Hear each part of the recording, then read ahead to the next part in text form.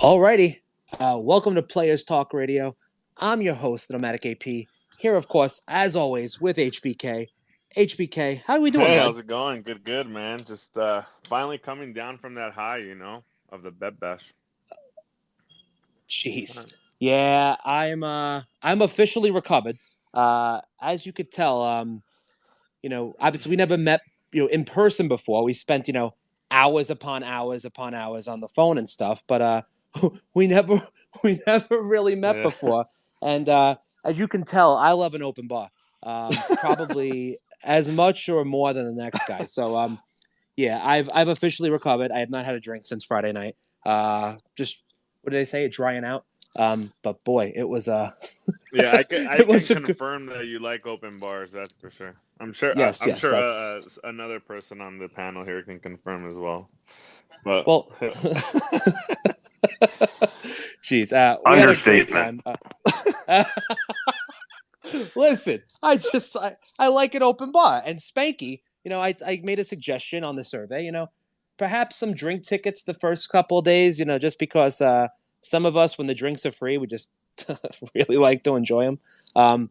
But yeah, no, I had a great time. HBK, did you have a great time over at Bet Bash as oh well? man, I had a blast. I remember the very first day when I got there. I checked in at the Nugget, cruised over to the D, where they Mm, have the open bar slash registration at Bar Canada. yeah. It was like a freaking madhouse, just a sea of people. Like everybody was yelling. The bar is a little small, but it really like set the tone for that whole week. Uh, Everybody was there just having a blast. That's where I met Fats for the first time in person. I was like whispering in his ear, and he right away he knew who I was. I was like, hey, buddy. He's like, lift up. He's like, HBK. I was like, yeah, Oh, yeah. you got a warmer welcome than I did. He called me basically. He said he said I knew you were 6'4". I didn't think the four meant 4 feet wide. That you got a little bit more of a warmer welcome than I did. But it's okay. I was a what was I basically a day and a half late. Sorry about that, guys. But it was obviously an honor and a pleasure to meet you both. And But Fats, I did explain that to you. I recall telling you that you just you had a very thin voice. it's I don't know whether to be is that a compliment? I don't know what it is, but listen, Fats, we had that weight loss thing going on, that weight loss bet, me and good old Bobby Schmidt. But yeah, so hopefully by December you won't be able to say I'm 4 feet wide anymore. Well, actually, you won't be able to because I'm doing this. But let's give Fats a proper intro. HBK, go for it. No, you go for it, man. Fats is here. He's, obviously this whole week just really solidified what me and you thought about him already times a million. Yeah. Um, so the guy's been around. He was in Vegas for 30 years running the Philly crew. He worked for Billy Walters. He in the what all through the 90s, the man was a freaking legend in Vegas in the sports betting scene. So this weekend just was eye opening to see everybody wanting to come talk to him. Yeah, I just didn't think. I mean, obviously, I knew of your legendary status, Fats, but you know, I didn't realize that every time I was talking to you, that you'd have to be interrupted about 15 seconds by people who just wanted to come over and say hi or take a picture with you. Uh, didn't know you were that important. So let's and I obviously the big thing in HBK. Go ahead and what happened after Billy Baxter? Sorry, Billy Walters panel. Oh no, we'll Presentation. get to that. Yeah, we'll We'll get to get to that that. later. Okay. Yeah, yeah. Cool, cool. But yeah, we just want to get some highlights from Fats from his bet bash experience because his experience versus our experience is like way different. You know what I mean? Me Yeah. and you were just like, holy shit, what the hell's going on here? But Fats was like right in the middle of everything. Oh yeah, for sure. So, Fats, tell us about your Bet Bash experience from the eyes of a board of director for the Sports Gambling Hall of Fame. Again, me and HBK had to pinch ourselves multiple times throughout the entire event to say, "Oh, I can't believe we're here." But what was it like from your perspective as as part of the board of directors? Well, as far as the board From of day directors one. for the Sports Gambling Hall of Fame, I mean, that was a vision Spanky had, and he had first discussed it with me, and I thought it was a good idea, but he really put it all together. I tried to help him, plan it here and there, but it was all his doing. And then he set up all the guidelines and I guess the articles of incorporation or whatever, the bylaws that we have to go by and stuff like that. And Yeah, it just, being chosen to be one of the 16 board of director members is an honor. And and I'm really proud of the job that we did in selecting our inaugural class. yeah, absolutely. Good. Yeah, you guys did an excellent job on who you picked, by the way. But we'll get to that in a few. What was day one like for you? Was it nice to catch up with old friends, new friends, and obviously people you've worked with for over the course of the last few decades? Well, first day, I got there on a Monday, and there was an informal group that was meeting over at Bar Canada, and so I went over there for a little bit, and then I met with somebody that I work with, and then we went over to Circa for dinner, and then that night after that, I was at Legacy Club with Spanky was up there. All the people that were there early were hanging out up in Legacy Club that night. So you got to see everybody else who was there early. So that was kind of like the pre-bash. The true bashers were already there early, just hanging out. And it was great to see everybody that was there early and get started. Legacy Club was like the hangout after the whole day of meeting people. People would after a certain either after the open bars and the meet and greet / cocktail hours, you can go to your room, relax a little bit, then go up to the Legacy bar around 10 o'clock, and then everybody will be there. That was pretty cool. Oh yeah, I mean, obviously, I know we spoke about this HBK, but the people that were at Bet Bash there was no fucking arguing, there was no fighting, there was no animosity. Everybody was just there to have a good time. Wasn't it just like a positive experience overall? Yeah, everybody really seemed like they were having a great time. From the nobodies like us to the higher ups, like, Fats, everybody was there. Everybody was talking to everybody. You can go up to Spanky and, he'd have a beer with you. You can go up to Captain Jack and, next thing you know, you're talking to Captain Jack for a while. You can, who you name it, or you can go up to the guy betting darts that nobody knows about and you're talking to him for 30 minutes. You're like, Yeah. it's crazy. It was again, everybody there was just a great time. Everybody's super supportive.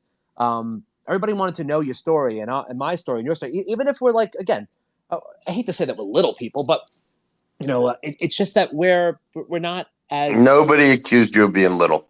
Oh, shut the. There is not more of a definition of the pot calling the kettle black than Fats calling me fat. Okay, your name is fucking Fats. I mean, are you out of your fucking mind? Jesus Christ. Yeah, you're a fucking legend. It doesn't mean I'm going to fucking kiss your ass when you call me Fats over and over. Jeez. Yeah. Anyway, if you ever want to, with Fats, he continued to call me fat, but it's okay. Obviously, it's just a joke, and nobody take that too seriously. It was obviously a joke. But anyway, then the next.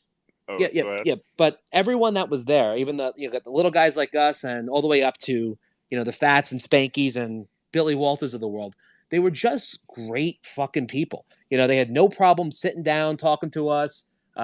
We said we had this little Twitter space thing that we're turning into a podcast. And speaking of which, let's talk about that really quick, because if we don't talk about it now, I don't know when we're going to talk about it.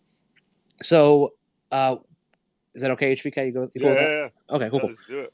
Yeah, so one night a week, and we think it's going to be Wednesdays. That's going to be our space that goes into a podcast platform or a podcast format. Excuse me. So we're going to have a different guest every week. This week is, by the way, Derek J. Stevens and Fats, of course. Derek Stevens, owner of Circa Resort and Casino and everything else along the way downtown, and Circa Sports, of course.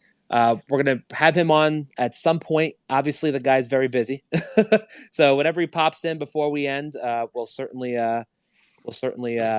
get over to him. But we have Derek Stevens and of course Fats and Fats is yeah, recounting his whole experience, which I yeah, want because I haven't even heard it. I want to know what the heck was going on in his world, absolutely. Oh yeah, we've had Fats on and we've always taken it for granted, but we've never had Right. the time to really talk to Fats about the beginnings and things like that, and just really get a full story from him. Right.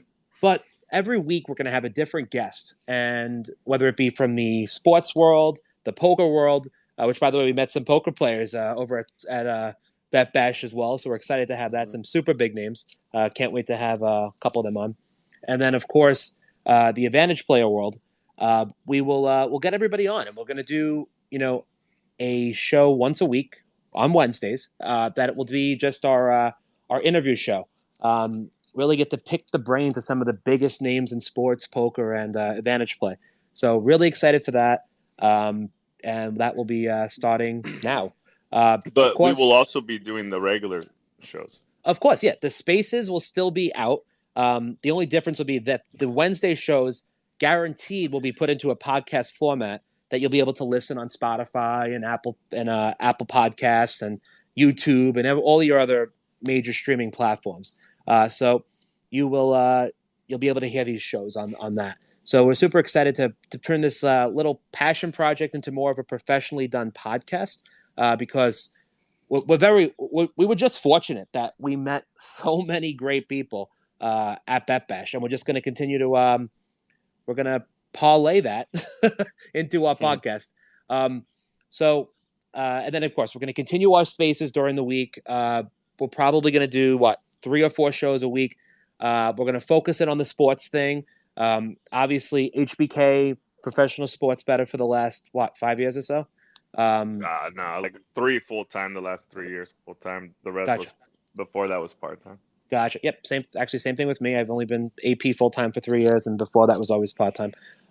So, HBK full time sports bettor, professional sports bettor, working with Spanky and his crew. So we're gonna tell you where the sharp money is. Here's where the sharp action is at this time. Here's the line that you should get it at. We're going to talk about my passion, college football, as well. So we'll have like a college football show. We'll have a professional football show, sports shows in general. But the main thing is on Wednesdays will be our interview show with our special guest each and every week. They'll go into the podcast platform. Our shows that we do regarding sports and things, there's a chance those will be uploaded onto the podcast side as well.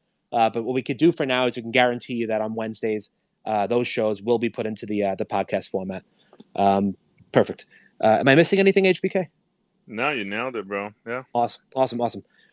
So let's get back to Fats because he's probably like, I thought this was supposed to be about me tonight. This is about Fats. This is about Fats. Yeah, Derek will hop in when he hops in, but I really want the people to get to know Fats a little more, his story, because his story is freaking amazing. Yeah, absolutely. But we'll talk about Bet Bash for now. Day one, Fats. How was Bet Bash for you at the Bar Canada? Are you talking to me? Yeah. Remember day one when I saw you up at Bar Canada when you were rolling around and you were holding court at the bar at your table? Yeah, it was really amazing for me in that, I was the previous Bet Bash, I was kind of popular there, and people were getting to know me more, and I think I had like around 1,100 followers when I went to Bet Bash, and at the end of that week I went up to like 1,400, and people have been continuing to follow me, and I've spent most of my Twitter time since then, trying to help educate players. I get all kinds of players, novice, newbies that will DM me. I keep my DMs open all the time. So anytime somebody asks me a question, I respond to all my DMs. I'll ask them questions back so I can best advise them to help them with their questions. And then I've done several other I've done a bunch of podcasts. I've been on VSiN. I've been on Phil Nason's. I've been on Matt Landis. And people have listened to all those, and So I've that's how gotten a you lot of blew up. popular feedback from those as well. So when I got to Bet Bash this year, like one of the things I was doing at Bar Canada, there was a particular guy who I'd been talking to for about the last 6 months. So I was really looking forward to sitting down and meeting with, and we met and we sat down, and every 3 minutes somebody was walking up and saying, "Hey, Fats, how are you? Nice to see you. Could I take a picture? I was overwhelmed. I know. I saw you. You were like holding court. Like the whole the side of that bar was just, all eyes were on you. Or like they would come over, say hi, then they'd leave. But yeah, you and Rufus had like the longest lines, it seemed like, for a while. But so I was like quite overwhelmed and humbled by the popularity that I'd actually gained in this group over the year that had gone by. And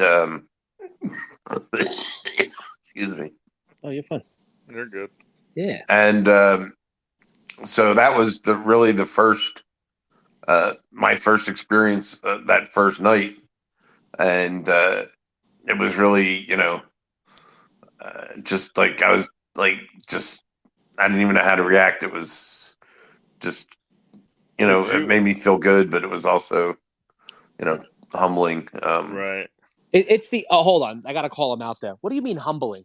You were the most cocky fuck the entire time that you were there.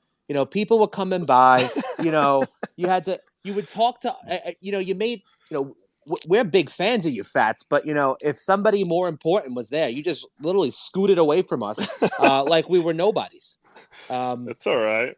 No, I don't. I mean, I appreciate his legend status. What do you mean humbling? He was fucking scooting away from me every chance he had. Yeah. So My favorite part was when like he would be happy to see me, during the 4 days. yeah. I feel like, hey, what's up, Fats? Like when I get to wherever we're supposed to be at, he's like happy to see me for the first couple seconds, like 15 seconds, and then he sees somebody, he like scooters away mid sentence. I'm like, fuck. That was funny. I loved it. Well, my work is never done. Yeah, that's what it felt like. He's like, oh shoot, I gotta go talk to him. All right, see ya. So, hey, Fats. Let me ask Fats real quick. Did you get to meet Stephanie on day one? Stephanie Rosenthal. Stephanie Rosenthal. Yep. Yes. I met her the night of the opening of the Hall of Fame, so that Friday night down in the sports book. And I took a picture with her, and we snapped 2 shots. And like an idiot, I posted the one where her eyes were closed instead of the other picture where she's had a beautiful smile and her eyes wide open. And I'm a moron, and I'd already had like 8,000 views on it, so I didn't want to like retweet it with a different picture. Yeah. Do you Nomadic? Do you want to describe who her dad is? Yeah. Has anyone seen the movie Casino? So Lefty Rosenthal, obviously Ace Rothstein in the movie Casino. His daughter was there to accept her father's placement into the Sports Gambling Hall of Fame, and she was there to accept it on behalf of Lefty, and quite amazing. And HBK, you and I both, and this is not meant to be creepy or anything, She's a beautiful woman, but does she not look like Sharon Stone? Yeah. I mean, it's like she literally looked like she could be the daughter of Sharon Stone. Many Yeah. pictures up. I mean, it's amazing. It was Yeah. the cast. So she's actually the little girl from that movie. She was in the movie. She played herself as Or wait, a did kid. she? You said she was. Oh no, I meant like that. She's supposed to be the little girl from the movie. Of course, she's the little girl from the movie. Oh Yeah. fuck. Okay, Yeah. well, I was like, what? best part about No, that. podcasts, we can edit this stuff out. But There you go. anyway. But But yeah, at the end of the day, what a pleasure to meet her. So yeah, now I got talk to about talk to her. That was yeah, fun. yeah, she's humble. Fats not humble, Mm-hmm. but she's absolutely the most humble, down to earth, you know, Yeah, she was telling the guy person in the world. stories at the bar about Oh how yeah. she used to place bets for her dad and stuff. What Everybody yeah. was like, "Wow, what the heck's going on right now?" She's a legend in her own right. We should put her in the Hall of Fame. But yeah, Fats. Fats. Good call putting Lefty in. Well, I guess that was probably a given, right? If you were going to do your inaugural year of the Sports Gambling Hall of Fame. But so we got past day one.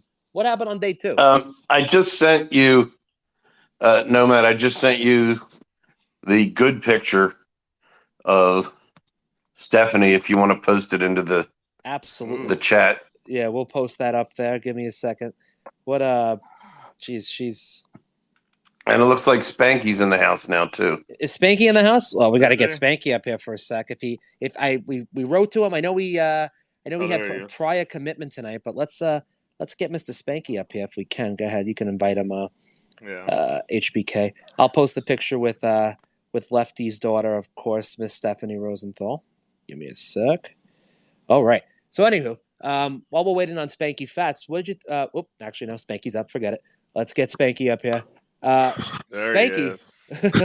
What's the man of the hour? Hey guys, listen. Thank you guys for inviting me on here. You guys supported the event. I wanted to make sure I was able to stop by tonight and say thank you again. And it was great seeing you guys and putting a face to a voice and having such a great, incredible week with you guys. I really appreciate it. Nomad, HBK, the whole crew. It was just such an incredible time. So thank you for that. Oh, yeah, definitely. Well, thank you. I mean, yeah, thank you, man. You kept saying to us, thank you for having me. I don't know what the hell you were referring to. You had us, so you kept. I don't know if maybe you drank too much that night or something, but you kept thanking us for having you, and I was like, come on, bud. Anywho, really quick, what's next year's dates again for everybody? So it's not official yet. We're still working it out, but we're looking August 13th through the 16th. That's kind of tentative. Around the same time, maybe just like a little week later, closer to college football. Yeah. Oh, that's awesome. Cool beans. Yeah, August 13th to the 16th. Really quick, I know you're busy tonight. What were your top 3 highlights from your event, Bet Bash 3? So for me, I don't know, the Hall of Fame thing, it kind of, that was number 1 by a mile. Yeah, that to me was just it was just absolutely insane. We planned it, and this is 10 months planning for that one night, and calling people up and arranging everybody to get there, and trying to find relatives. The guy Charles McNeil, the guy that invented the point spread, his relatives, came out. They date their ancestry back to the Mayflower. Wow, Mayflower. You're thinking shit. I read about that in for my first grade history book, and that's that's you just hear about it. Yeah, whatever. But they actually their relatives were on the Mayflower. It's pretty crazy. And then just to see Stephanie Rosenthal and to see Ashley St. Clair, who's Bob Martin's granddaughter, go up there and 2 fine, beautiful, accomplished women accept the awards on their father and grandfather respectively's behalf. Just awesome time, man. You know what I mean? And their speeches were so touching. Everybody that accepted the award was so touched, and it meant a lot to them. And that was the big thing. Even Billy Walters got choked up during his speech, if you guys remember. Yeah, Yeah. that was that was I was almost like, I think a couple of people were getting choked up just listening to everybody's speeches, you know? Like, it was pretty cool. The well, presenters had a long speech, and the acceptance, the inductees had a long speech. So it was amazing. yeah, I was clearly I had to pinch myself a few times, Spanky, because it's hard to believe that everybody was just in that room. I don't know. It was just an amazing experience. You guys did an incredible job. I know you said it was a lot of planning, but well worth everything. Well worth everything because you guys just It was like an award show, like the Oscars. They had music, they had a host. No, I'm serious. yeah, I know. Dude, They had Mike Palm did an awesome job, by the way. did an Shout out to he Mike incredible did Palm. a job. great job. Dude, Yeah, they had the screens going. We had intermissions. It was like, I felt like I was at some big time award I show, appreciate it, HBK. Yeah, listen, we went every fine detail. When people would walk up to the stage, we had when a presenter would walk up to the stage, we'd have music, one kind of music playing. When the Hall of Famer would walk up to the stage, we had a different kind of music playing. All those videos, all to get all Oh that my testimony. God. That took a very long time to create, and my guy had to go around to 4 different spots interviewing so many different people to try to and to create that. It looks so beautiful, that 2-minute clip at the Those end. videos. Yeah, Oh Yeah, my yeah. God. And well produced. yeah, we want to make it important because there's a lot of people there that don't, who's Lefty Rosenthal or who's Charles McNeil or who's Scotty Shetler. They might not know who some of these people are. So we want to make sure that, before the guy comes Yeah. up there and gives the speech, here's a little bit of an intro, and then this is how important this guy was. So Yeah, no, it was Yeah.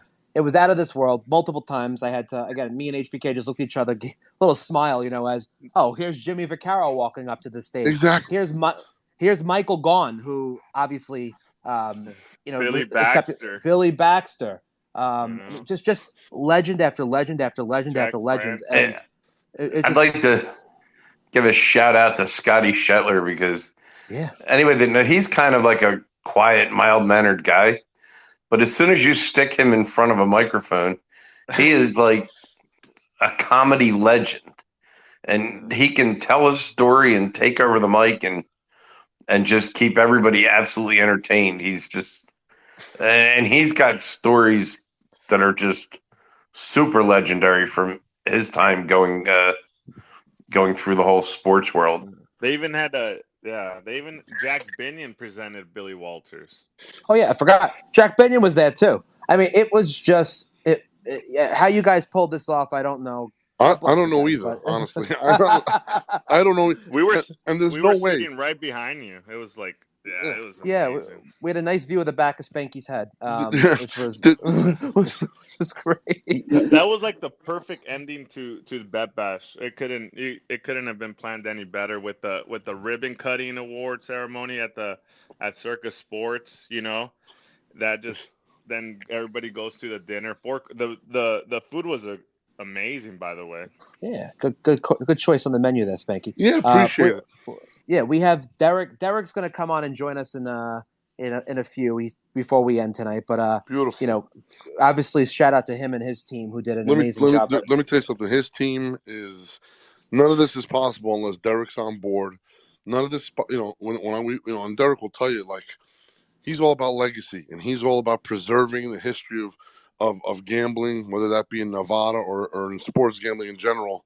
He's all about it, and for him to give us that space in the sports book and how beautiful does it look, you know what I mean? Just you know, he didn't have to do that, and he did that, No.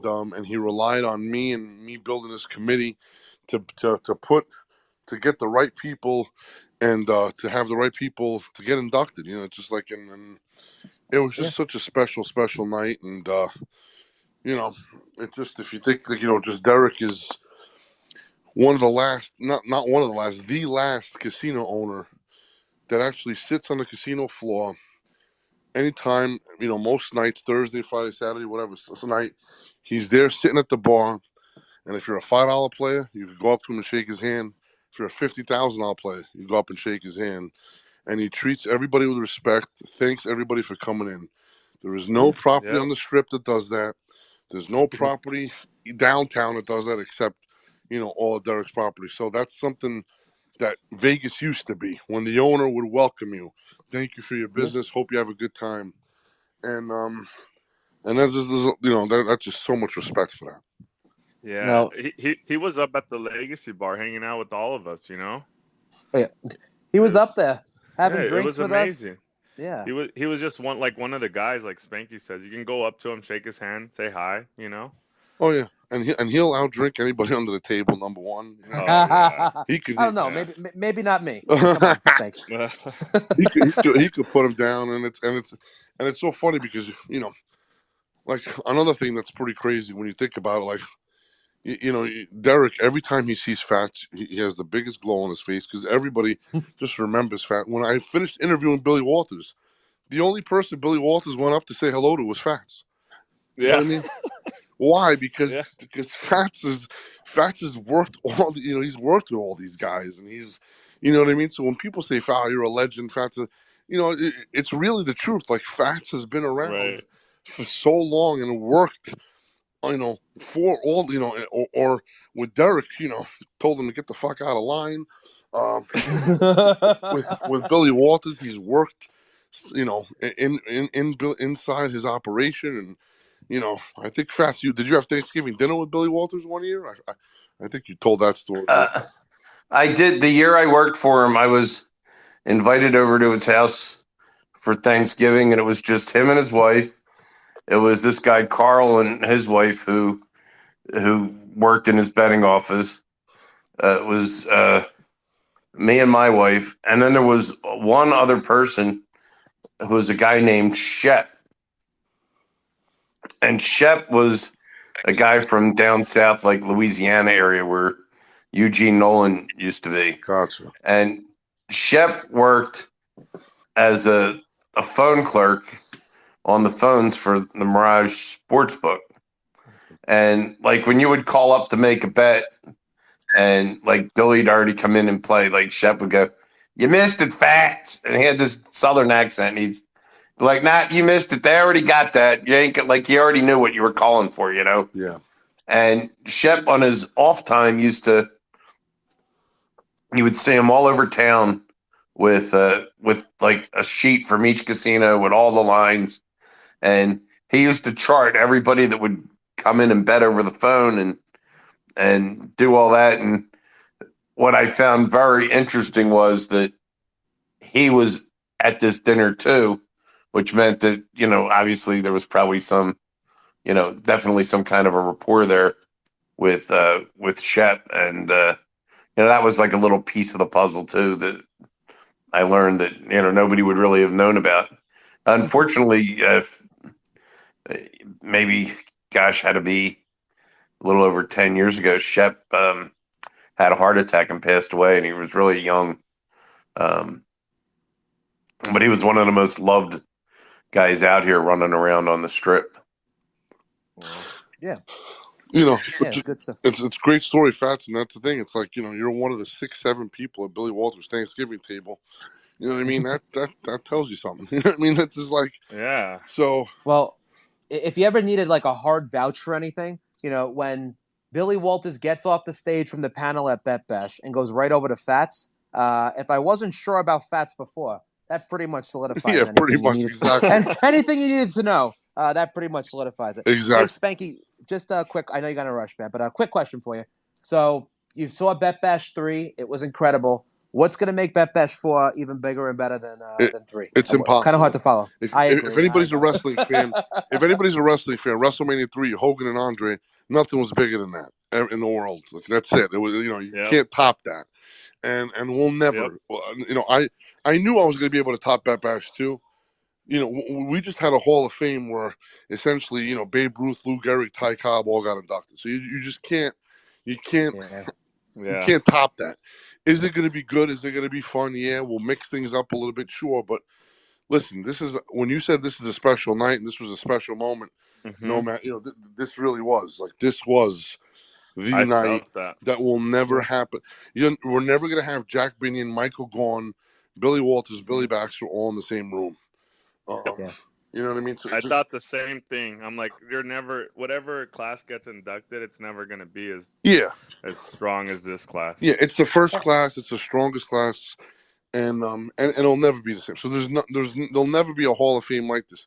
We might up the production quality. We might make it. You know, we'll make it. We'll spice it up. But trust me, when it comes down to the core people, this was it. Like, you know, I can't. This solid 10, this class of 10, this inaugural class just can't be. You know, it can't be beat. So No. Can you switch the colors on next year's wristbands? Because I'm never gonna throw these away. I felt bad cutting them off. yeah, no, we always switch the colors because guys like to, Okay. you know, there's, you know, listen, this is the AP world. People think they're gonna be Yeah. able to get them with the same colors. You know what I'm saying? So That's what I'm saying. yeah. What the fuck, HBK? You just now you owe me $1,200, asshole. I'm really upset By now. the way, You're supposed I to be my still co-host. have my Bet Bash thing on. I haven't cut it off yet. Hell yeah. Yeah. Oh, I felt shit. so bad cutting mine off. He's gonna I lose really circulation pretty soon, Fats. Come on, bud. You're gonna have to take that off. Well, the Oh, one quality thing, and you guys obviously, you know what I mean. Like showering with that wristband, you don't even know it's on. Like it doesn't. Oh It's not Yeah. like one of those paper shitty ones, or like, you know, Right. yeah. you know, we try to get the quality stuff that Yeah, because it's we want dried people up to right keep it away. on the whole time, and you know, it doesn't Yeah. bother you and stuff like that because we want to make sure that the people that paid get what their money's worth and you know, stop, you know, anybody else from trying to, you know, rob us and whatever. So Yeah. Well, Yeah, there was like no I never saw any beefs anywhere. Everybody had great vibes at Bet Bash. Like, you know, where you go like other places or other professions and gambling, there's people with a bunch of big egos, but here it was unbelievable. nope. Yeah, Spanky. No fights, no nothing. Well, that one panel Oh, to that be was awesome. to be named talked about a little bit, but besides that, no beefs whatsoever. Everybody was just having a great time, drinking it up, just enjoying themselves. And again, you put on you know how to throw a party, buds, and not just a party, but an enjoyable event that's informative and educational, and the networking aspect of it is incredible. We met Oh, excellent guests and people, and they're going to come on our little tiny show. With basically 100 people listening. Not at least today, but in general, they're coming on, and I love it. So I can't thank you enough for the opportunity, Spanky, and you're awesome, bud. hey Spanky, if you ever want to retire from sports betting, you probably have a career in event planning. I appreciate it. Yeah. People have told me that. Listen, I got a good team behind me. It's all, you know, if you have a good team, it makes you look good. But no, listen, I enjoy it, and I want to, you know, I want everybody to have a good time. But also, listen, everything's like, you know, it's out of selfish reasons. I too want to make contacts, and that was, you know, the speed networking thing wind up working out great for us. We met a lot of contacts. Chinese Mike met a bunch of good people, so that's a good Yeah. thing. I mean, we're all trying to make the same connections. We're all trying to be able to find a way where we could create those synergies and try to be, you know, more profitable and kind of Yep. help plug the holes in all of our systems. So it's all, you know, we're all trying to do the same thing. Yeah, everybody was wheeling and dealing. You know, you could see it. Everybody was shaking hands, exchanging cards, exchanging numbers up at Legacy, up at the speed networking, at the cocktail parties. It Yeah, was just everybody was literally just, all right, cool. What do you do? Boom, boom. Let's exchange numbers. Let's get together. I got you. You know? that's it. And Yep. that's what it's all about. You know what I mean? We're all trying to help each other out and try to find a way that, hey, maybe you can help me, I can help you, and or maybe not. You know what I mean? Exactly. That's okay too. Like, you know what I mean? Yeah. There's a couple of guys that, you know, a couple guys I met in the speed networking, they were big into live betting. I don't really do the live, but I heard them out. They kind of heard me. It's cool just to kind of still, you know, you kind of just meeting different people and seeing different faces and stuff. It just, listen, man, you know, it's all love. You know what I mean? We want to, people say, oh, the sports betting community is so cutthroat and all this. You know, that's bullshit, man. Like, you know what I mean? Even though there's so many ways that people can make money together, and sure, you know, we're all chasing the same numbers at the end of the day, but there's enough to go around. And if you partner up with the right people, and you definitely could come out ahead Yep. versus if you tried to do it alone. Yep. Absolutely. Yep. Well, connections and everything. Absolutely. That was all worth it.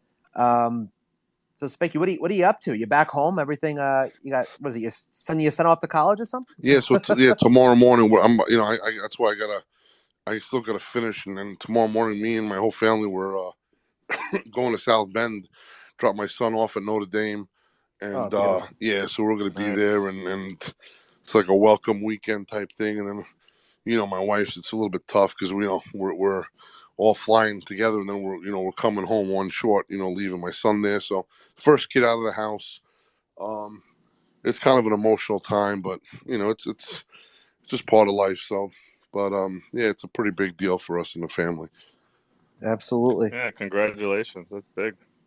Appreciate it, man. Appreciate it. And Absolutely. I really appreciate you guys. When I say supporting us, no matter, you guys, you helped promote the event, and you were really meant a lot to me. And Fats told me how much you guys talked about the event and how much you believed in it. And, I can't say enough about that. Like that helped us and supported us and, makes it viable for us to continue, even though it doesn't matter.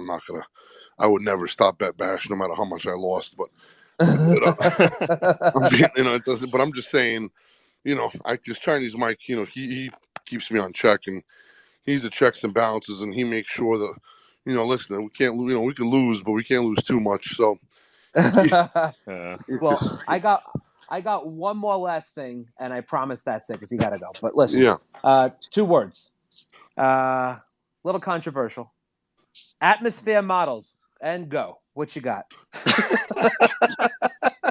Yeah, so it's funny you said there was no fights at Bet Bash. Believe it or not, like around 2:00 in the morning, right when things were wrapping up that last night, there was a fight with 2 atmosphere models. No, there was. Oh, fuck. Yeah, you See, guys, HBK said I had to go. He said, "Yeah, you've had enough. You got to go to sleep now." So I didn't even get to see the fight between the 2 models. Shit. Yeah. There wasn't it didn't get super physical really, but there was a little bit of words, and I guess I don't know. It was just a little bit crazy. Yeah, listen, we do the atmosphere models. Look, it's 95% male or whatever it is. I don't even know what the number is now. And I'm in a casino where there's dancing female dealers. Just when you're playing blackjack downstairs, craps, whatever, they're dancing and scantily clothed and all that shit. And why? Oh no, you're a woman. How could you do something like that? That's the casino. That's the Circa. I mean, that's Derek likes to, makes we're guys here. We like to watch girls dance. We're not even having. These are not strippers. These are not whores. These are models. Right. And they're there to make the atmosphere look good. And that's it. And as a gentleman, just like you guys are all gentlemen, we like to we like to look at beautiful things and beautiful women, and there's nothing wrong with that. And if it's, if it makes the vibe a little bit, again, I'm not bringing atmosphere models to the speed networking. You know what I'm saying? Like it was true. It's one event. I agree. A couple hours. It's the closing event. It's the VIP event as well. Yeah, and it's a ticketed event that you have to. Again, you got to pay a little extra to be at it. So yeah, I don't think there's anything I said wrong with it. If a couple people were offended, I think again Fats was able to talk it out with everyone that had a different feeling on it. And but listen, it was just a great event, and you guys know how to throw a party. Doesn't matter. I think you guys did an awesome job. And, I appreciate it, brother. And listen, everybody, we got so much feedback. We sent out a survey, and everybody says, please don't get rid of the atmosphere models.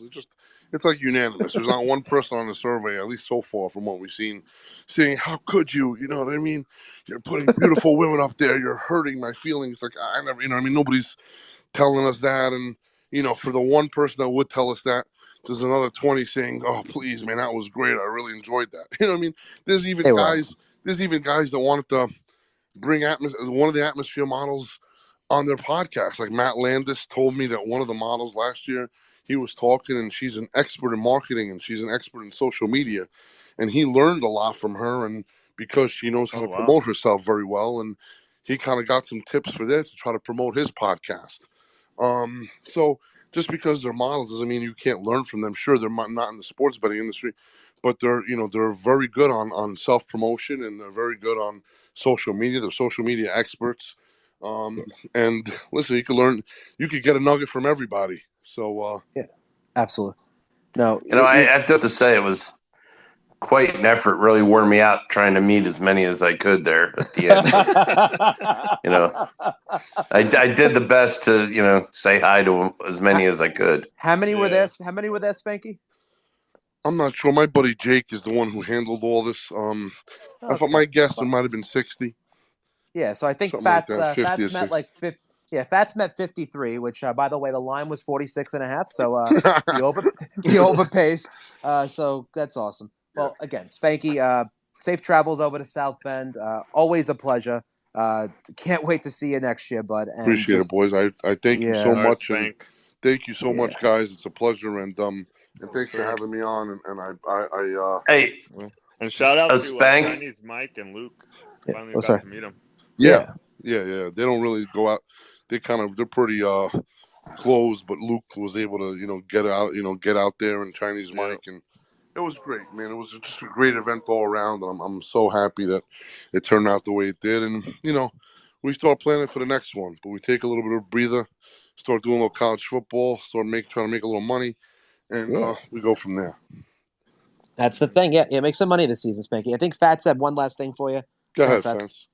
Yeah, Spanky, you said if I got stuck in Denver, you were gonna send some atmosphere models over to keep me company, but I would have, instead of going home the way I did to Chicago in a 3-hour drive, I would have stayed overnight in the airport if you'd have sent the models over. Oh, jeez.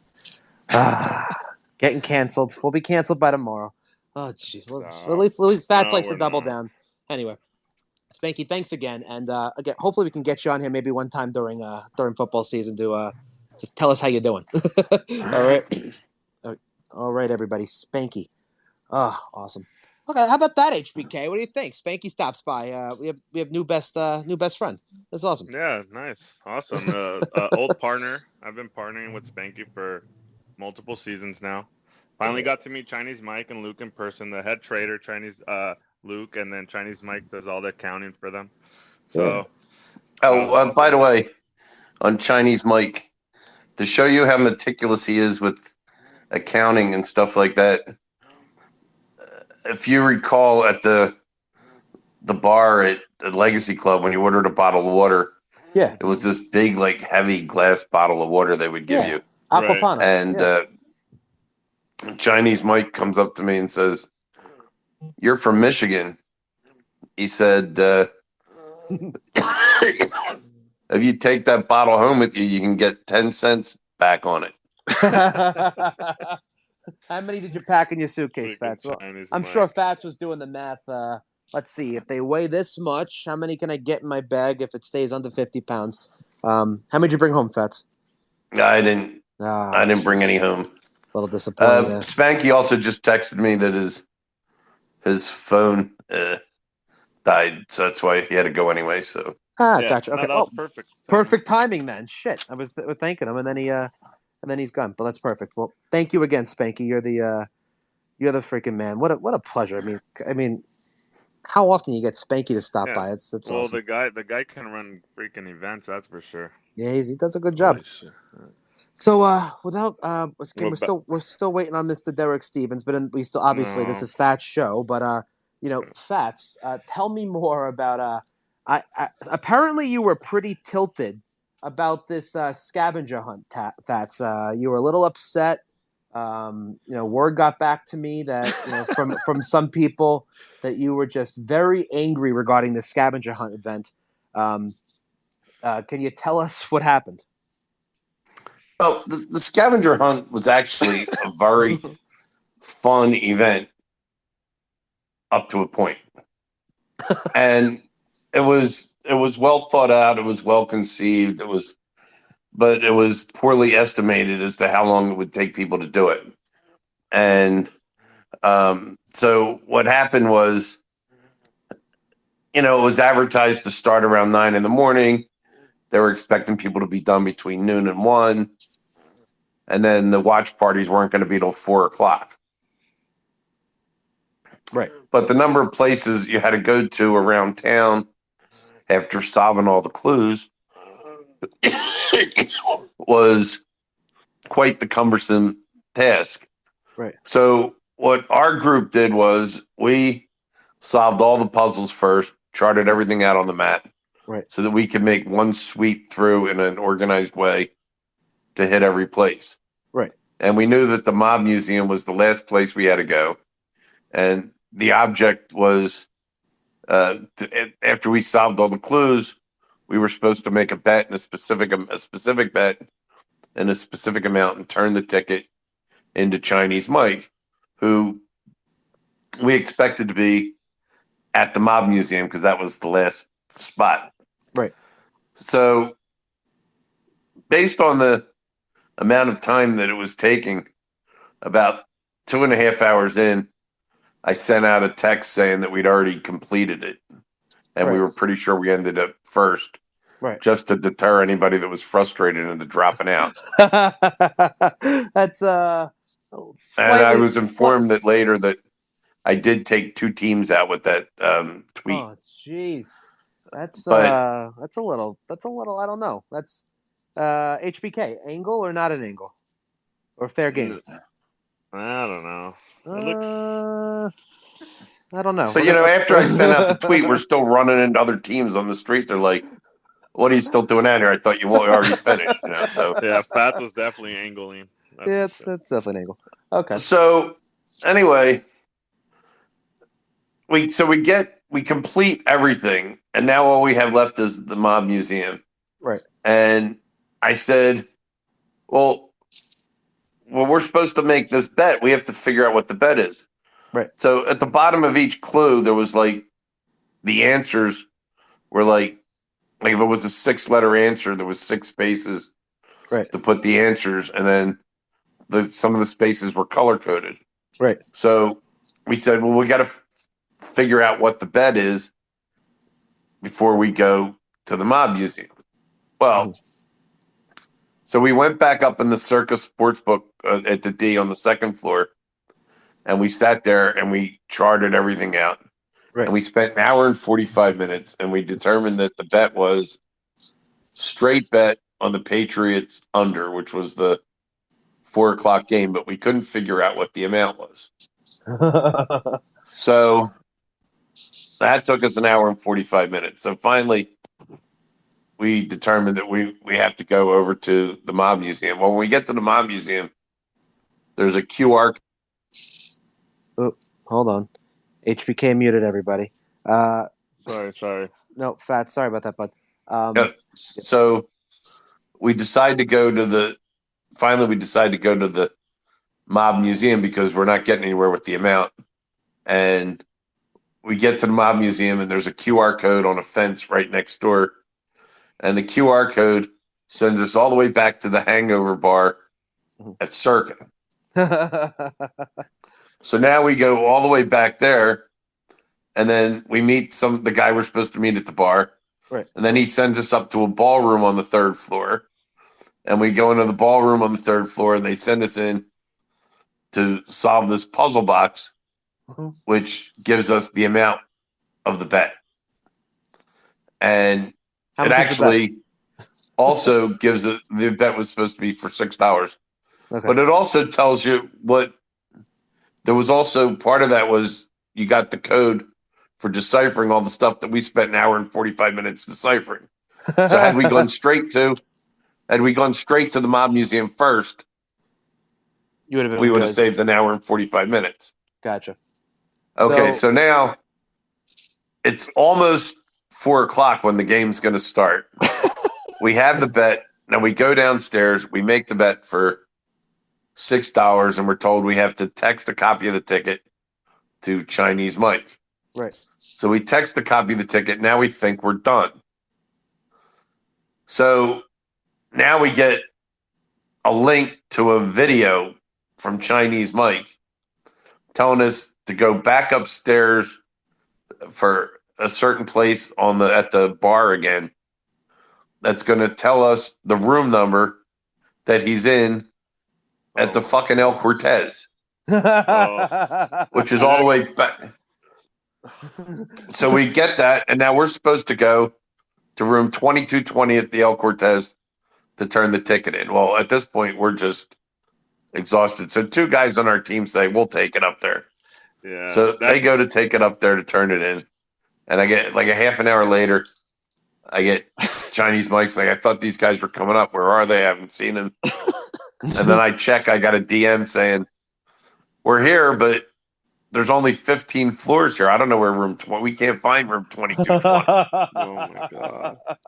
He was in the vintage section. You had to go to the lower tower. Come on, Fats. Yeah, there's a separate section with a private stairwell. Yeah.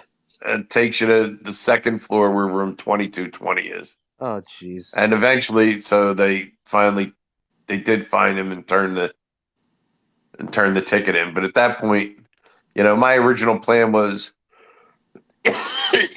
to finish the scavenger hunt by 1:00. Right. Get a 3-hour nap, go to the watch party. Right. And then go out to dinner later that night. And instead, I spent about a half an hour at the watch party. Right. And then went home and took a 2.5-hour nap before I had to go out. So gotcha. Yeah. Heard you a little tilted. That all makes sense. It was definitely but the event but it was fun. I mean, it was fun. So you guys did not win. So how did it work? The team that won split $20K? That's how it was? There was, I think, 10,000 for first, 5 for second, 25 for third, and a random team of the teams that completed it would be drawn for another 2,500. Did you guys win anything? No, we were basically the last team to turn it in because shit. I mean, we actually placed the bet 5 minutes before post, so nobody else could have placed the bet after us. Right. I remember. True. So, yep. I remember I showed up to Circa and they were like on their last leg about the El Cortez thing, and I go up to them and I'm like, "Fats, you guys are still working on this scavenger hunt?" Because I didn't do the scavenger hunt because we got whatever. I didn't want to wake up at 9, right. So I go up to Fats and he just looks at me after I said that. He looks up at me and says, "I don't want to talk about it." Well, funny. Well, Fats, I think that's enough for Bet Bash. Let's do a little deeper dive into a couple questions about your career, and then I think Derek might be coming up pretty soon based upon he read my DM, so there we go. Go ahead, HBK. No, just a quick. We're just gonna talk about Fats of how he came up or whatever in his career. So real quick, Fats. What was the first time like you actually gambled? Do you remember that? The first time that you must have bet on something. well, I always had a knack for gambling, even if it was just like you have a disagreement with somebody and you'd be like, well, I'll bet you this or I'll bet you that. So I always had that kind of a competitive nature. And then somewhere along the way, I always had an interest in sports. And, somehow along the way, I got kind of interested in the idea of, trying to bet on games and stuff like that. And, and you have a math background, right? Both my parents were math teachers, and my father used to, like, the dinner table was like math question central every night. So now my brother and I were both well trained and well versed in math. Yeah. Well, that's interesting. I heard you went to Villanova for your math degree, so congratulations on going to the third best university in Pennsylvania. That's sorry about that, Fats.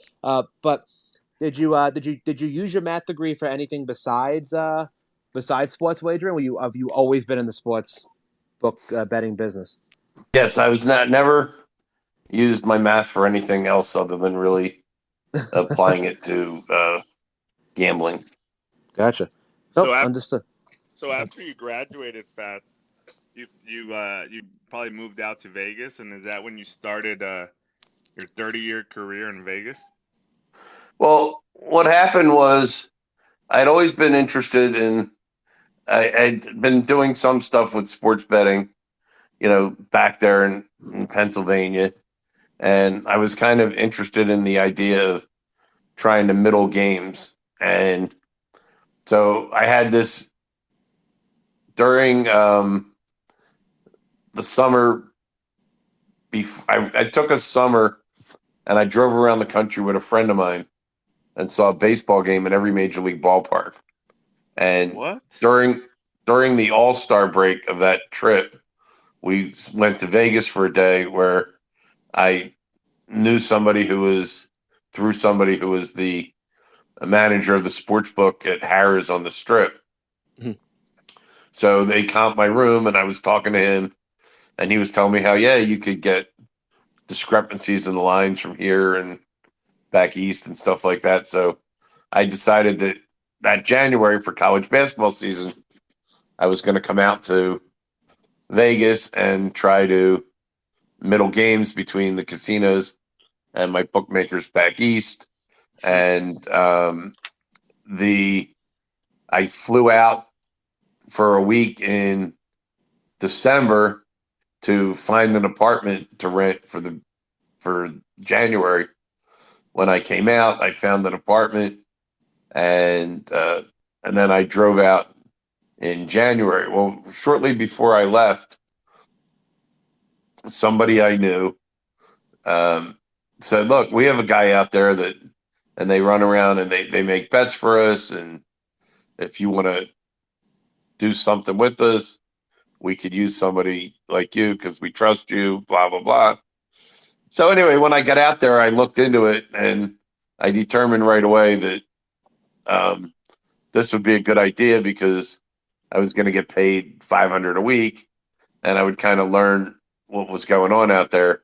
And in retrospect, had I done what I originally planned to do with the bankroll I set out to do it with, it would have never worked, and I probably would have ended up coming back home and could have changed my whole outlook. So, that's good so I call ended by up you.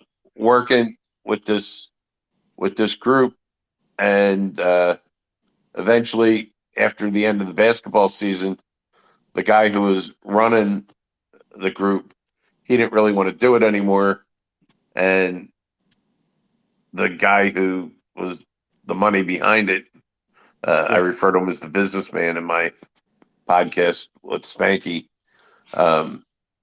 put me up to the top and put me in charge of the group. Gotcha. And then once I took over that group, I took it to the next level, and I turned it into a very successful group, one of the more successful groups of all the, there might have been 10 different crews out there or whatever of, runners and stuff like that working for various people. And my group was always able to hold its own against everybody else and compete. How was it different back then? So let's say you're running, when you first started, which I'm assuming was the 90s, right? So Yes. So let's say what made it different between runners today and runners 30 years ago? Would you guys literally shopping boards where you had to go place to place, go to a payphone, say what the line is? Or was it picking up papers everywhere? Like, what was it like? What was the difference between then and now? Generally, we would be, let's say we had 4 runners. Each one would be at a specific location, and we would have an 800. We had an 800 number that we would call in the lines at our place, and then every time a line would change, we would call in the line change, and then if they wanted to bet something, then they would tell us what they wanted to bet, and then we would make the bet and then call it in. Gotcha. That's Hey, how many and you guys were called the Philly crew, right? We were the Philly crew, correct? Yeah. How many guys were in your crew about? It varied. The most we usually had was 3 to 4 runners, maybe 2. But then the the businessman, he owned supermarkets, and he had guys that worked in his supermarket that loved sports betting too. And what he would do on the weekends, he would fly them out on a Friday, and they would work for me all day Saturday and Sunday and fly back Sunday night. Wow. And so he would send, I used to call them weekend warriors. Yeah. Oh, and they were at my full disposal for the week and for the weekend. And my instructions were they don't sleep unless I have absolutely nothing for them to do.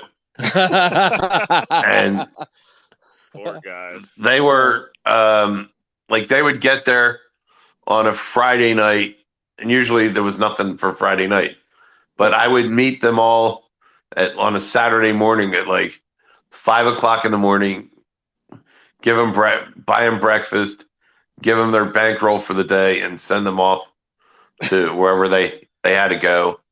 And then they would work all day Saturday, pretty much straight up through the halftime of the Hawaii game if necessary. And and then they would get up the next morning, Sunday morning, be the same thing. They'd meet me again Sunday morning, and we'd do the NFL, and they would work till the Sunday night game, and then they would fly home on a red eye, and then they would land, and then they would go straight to the supermarket to work. Wow. That's nuts. That's nuts. That's nuts. And they loved it. Yeah. They had to work. They had to put to earn the right to go to Vegas to work for me. They had to put in a 60 to 80 hour week during the week. These poor there were two guys that just loved it. That's all they wanted to do. Yeah, they probably have great stories now. It's awesome. Literally, gosh, I thought slavery was abolished, but apparently, Fats was doing that with these guys. Holy shit. They're working 80 hours a week, and then Fats is making them work nonstop, when they come to Vegas. Jeez. Yeah, but that's what they were sent there to do. I don't have control over that. I'm just... Well, you're the one that said to them, they can sleep. They don't sleep if I have work for them. Oh, shit. Anyway. It's just a great story, though. It's crazy how things were just different back then. You had to run place to place. There were no apps. You know what I mean? Although you guys were you only betting over the counter, or was a lot of stuff being done offshore as well with local guys, Fats? Well, we would bet over the counter, and then the office back in Philly that we would call the 800 number in, they used to bet. The offshore hadn't really taken off yet. It was all the big bookmakers that are now offshore were still big New York offices. So the office back in Philly would constantly call the sharp New York offices and get constant rundowns of lines to see what was moving and what wasn't moving. And yeah. And then based on those line moves in the New York offices, we would try to bet the Vegas lines. Absolutely. Go ahead, Nomadic. No. Go ahead, Fats. Sorry, go ahead, HBK. I was gonna say, in those years, did anybody ever try to rob one of your guys, or did any of the runners actually run with money, steal from you guys? Do you have any crazy stories about that? I heard a real story, something about a safety deposit box. That's one of the stories I've heard, but I don't know if you have some other. There were several instances along the way. Track record wise, of all the groups, I had the least casualties with people trying to take a shot like that. Right. Interesting. With stealing or running off with money or anything like that. Right. It was a very rare occurrence for something like that to happen to me. And most of the times when it happened, it was somebody was given a chance to make good on it, and they would get sent back to Philadelphia, and they would work in the supermarket to get back in the good graces. Those And supermarkets must have been the best in Philadelphia. I'll tell They you really that. had to work it off. That's crazy. What was the name and of the they guy? would What was the name of the guy that you worked for, Fats? What was his name No, again? he's a Would you call him businessman. the businessman? Speaking of businessman, you got a businessman right here. HBK, our first official sponsor, real sponsor for the show. This hour is sponsored by Vegas Football Proxy. Vegas Football Proxy offers professional service with a personal touch for all your football proxy needs. Whether it's a Circa Sports Million 5, Circa Sports Survivor, the Westgate Super Contest, or others, Tom Carroll Tom Carroll over at Vegas Football Proxy provides all of his clients with the most organized and professional proxy services in Las Vegas. Visit vegasfootballproxy.com or call Tom at 702-767-1634. That's 702-767-1634. Thanks again to Tom and Vegas Football Proxy for sponsoring Players Talk Radio. Back to you, HBK. Sorry about that. Had to do it. Love, oh shit, Matt Savage is upset. Sorry, Mr. Savage. We got a real sponsor now. We love Lucky You. You guys are still an unofficial sponsor. As we say, fuck you, pay me. The check hasn't cleared yet. Once you pay Matt Savage, the Lucky You commercials will be back. But for right now, Vegas Football Proxy is the first official sponsor of Players Talk Radio. And, shit. Yeah, Tom's HBK, a good guy. Isn't he a great guy? Yeah, I've worked with him for like, I don't know, 5 years now. He's been my proxy every time I do these contests. Stand-up guy. I've never had a problem. I ran deep, and won, and he was there every time I needed him. So, yeah, no, we're excited to be working with him. All you people out there that and all you listeners that deal with or do one of these football contests, obviously they're a ton of fun. Tom is involved in every single one of them. Again, Circa Sports Million 5, the Circa Sports Survivor, Westgate Super Contest, Golden Nugget, William Hill with their college contest. He does them all. So reach out to Tom. Again, all the info I just read. If I'll also shoot me a DM if you need his personal information. I'd be happy to send it over. And you meet with Tom once. He gets you signed up for the contest. So anytime before the start of the season. And you meet with him once. And then Tom will put in all your picks for you. This way you can, you obviously have to be physically located in Nevada to put your picks in. So Tom's your proxy. He puts your picks in. You go back home. And then hopefully you see him again when you're picking up your check at the end of the season. Or, pretty much. So, again, VegasFootballProxy.com. Sorry, Fats. Had to do that. Didn't mean to interrupt you, but come on, Fats. We got to, guy got to eat. You know what I mean?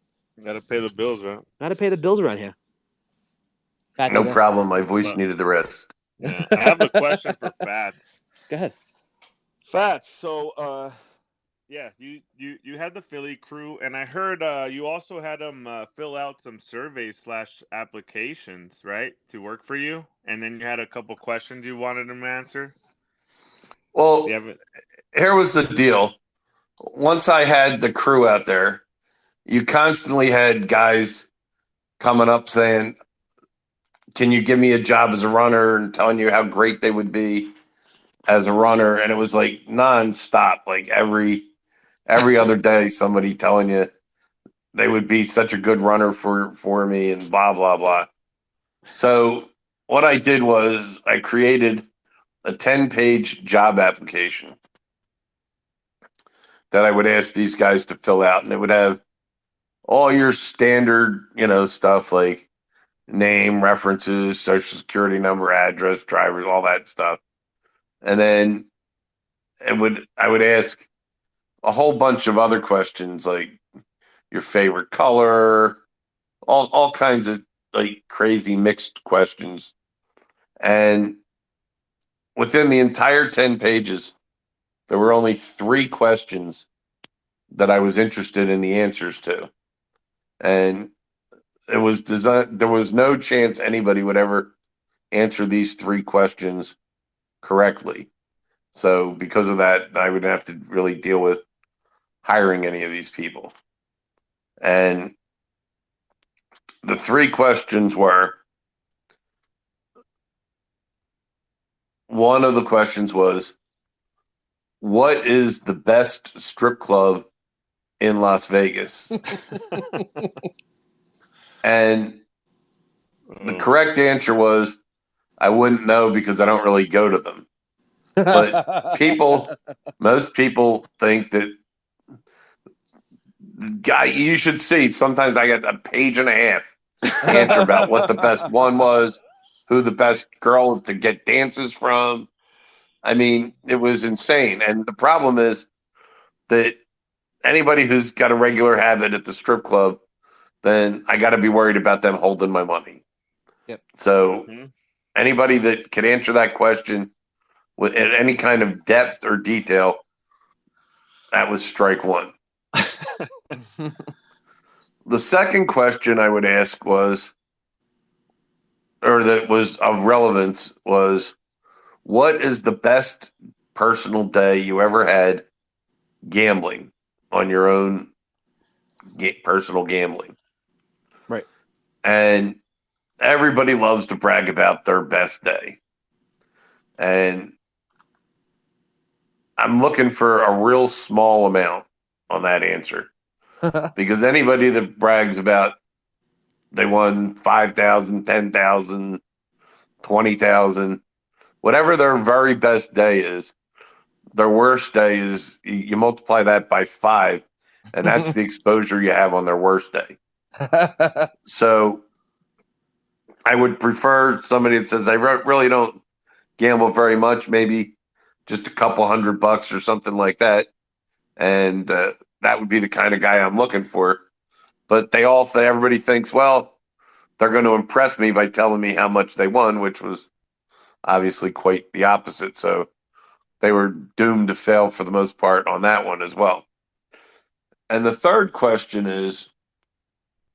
was if you were a runner for me and I called you up and told you to bet a particular team and you knew from your personal handicapping that it was a bad bet because you really liked the other side, would you warn me and let me know, or would you just make the bet and say nothing? And the correct answer is I would just make the bet and say nothing. Right. Because if I was interested in what they were betting on their own personal stuff, then they wouldn't be working for me, and they wouldn't they wouldn't need this job. Right. So they're all and most of them would say, of course I would tell you and I would let you know. And so the bottom line was, between those 3 questions, it was literally impossible for anybody to get all 3 answers right. Well, because just human nature would just cause them to embellish their answers in a negative way to begin with. So what was your best day gambling, Fats?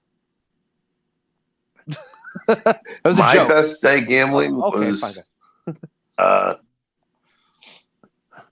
that's a good question. I got to think about that. You put it on your fucking application. You never thought about it when you wrote it down? Well, I was never looking to hire myself.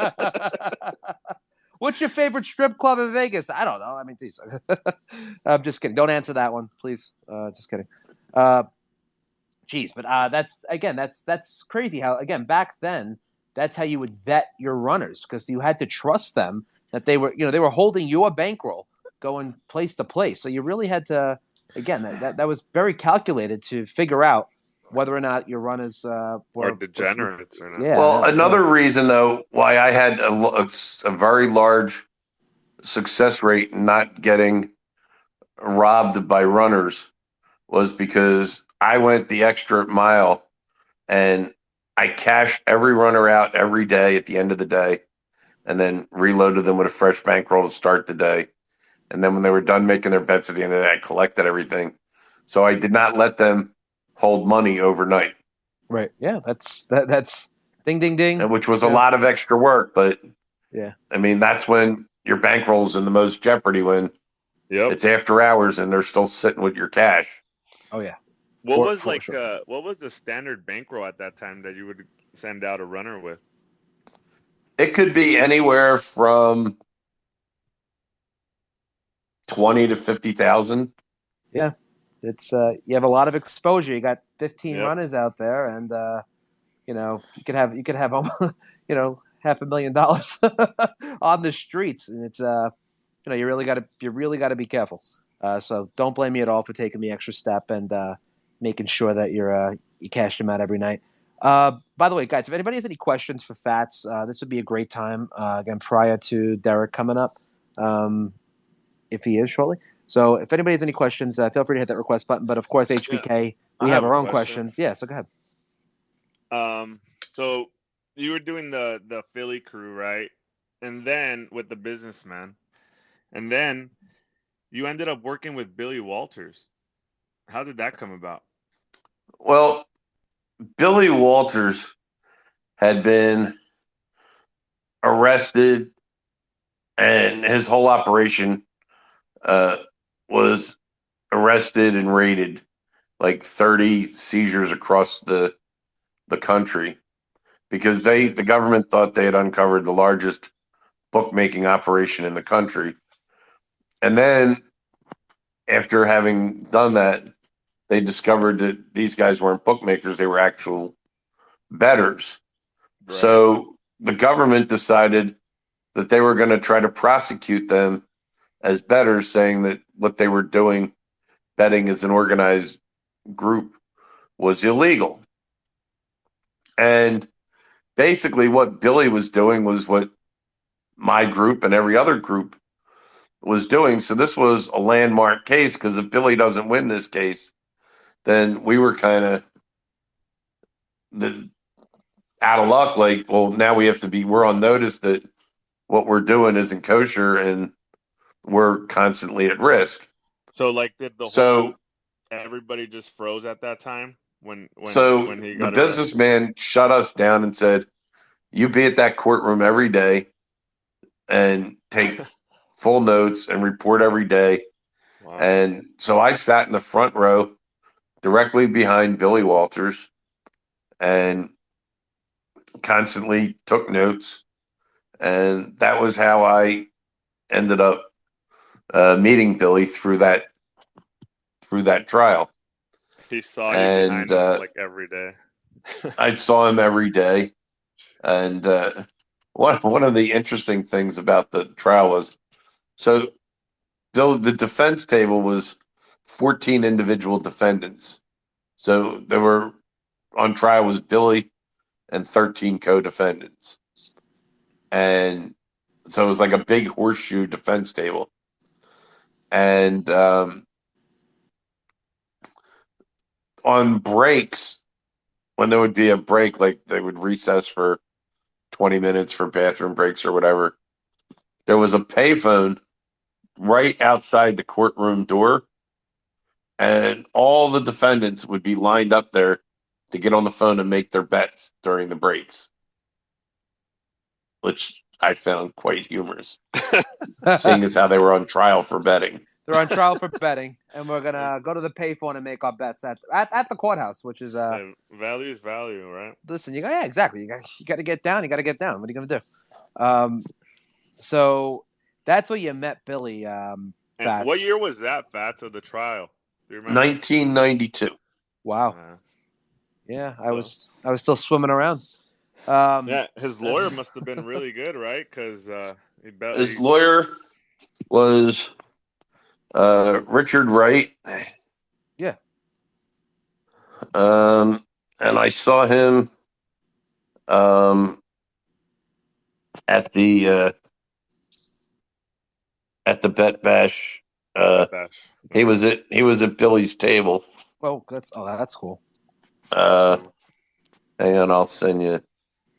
Yeah, I think you took a picture. I think you posted a picture with him, right? Yeah, I'm gonna send that to you to put in the. Nice. Cool. And is it true that you have the wiretaps and the transcripts, Fats? Somebody mentioned that. I wasn't sure. Yes. What? During the trial, they had transcripts. They played wiretaps during the trial, and there were transcripts. They were transcribed so that the jury and the defendants could read along with the audio. And when the trial was over, I went over to the prosecutor and I asked her if I could get a copy of those transcripts.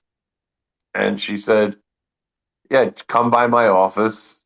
And so I went by her office, and there were these like two reams of, like those boxes that a ream of paper will come in. And there were two boxes like that. And she goes, there. I said, is that, she said, just take them all. I don't want to see them anymore. So I walked out with all of them, and I've had them, ever since.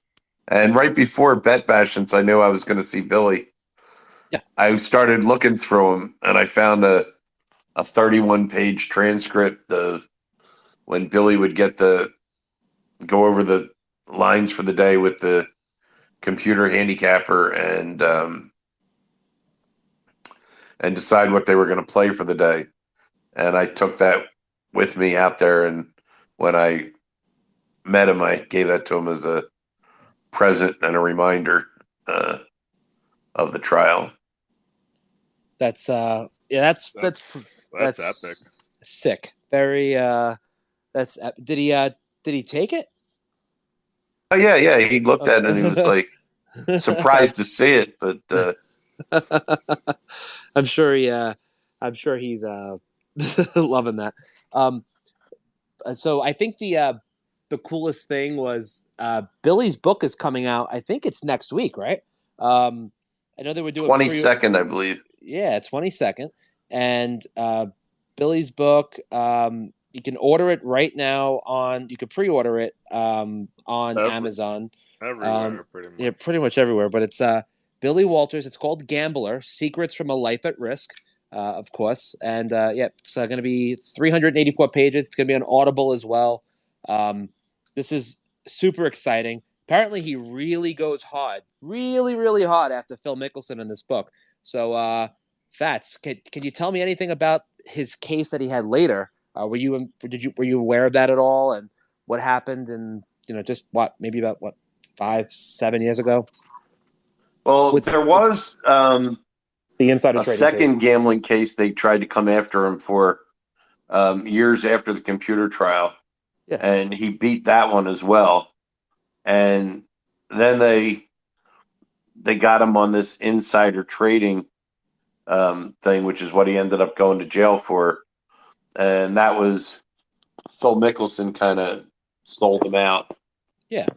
And my understanding is he goes into great depth about Phil Mickelson and his character and what happened there in the book. Yeah. Which I'm looking forward to reading. Oh, I absolutely am as well. And pretty tragic story, actually. All Phil had to say was, Billy wasn't involved in this trading thing. And, instead he sold him out, and Billy goes to jail for, I think he was actually in federal prison for a little over a year. And then he basically got out put him on house arrest. And while he was in prison, his daughter tragically commits suicide. And, Billy to this day is really upset that, Phil kind of sold him out because, it's just it's the Billy Walters life story, again, coming out August 22nd. It's, you guys really should take a listen or read it, and it's going to be super interesting. But also, I'll note the Billy's sentence was commuted by Donald Trump and his pardons at the end of his presidency. Yeah, that's true. Yeah, that is a cool fun fact that he was pardoned by President Trump, and you gotta love that. Way out. You really gotta love that. It answers the trivia question: who was pardoned by Trump that was once in my house? Billy Walters. Gotta love it. Gotta love it. He was Billy Walters, lucky guy. But speaking of lucky guys, let's talk about Lucky You. Lucky You, a top 500 rated poker movie starring Twitter Spaces fanatic and employed World Poker Tour executive tour director Matt Savage. Now available on Blu-ray, DVD, and on VHS. Find your copy today at your local Goodwill in the clearance area. Thank you. Back to you. Just had to give Matt Savage a little love. Love Matt Savage. Love Lucky You. Top 500 rated poker movie.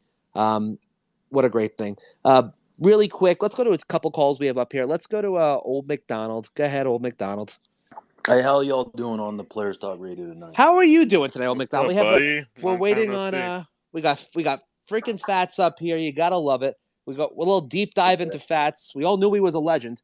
Now we have him up here, and things are going great.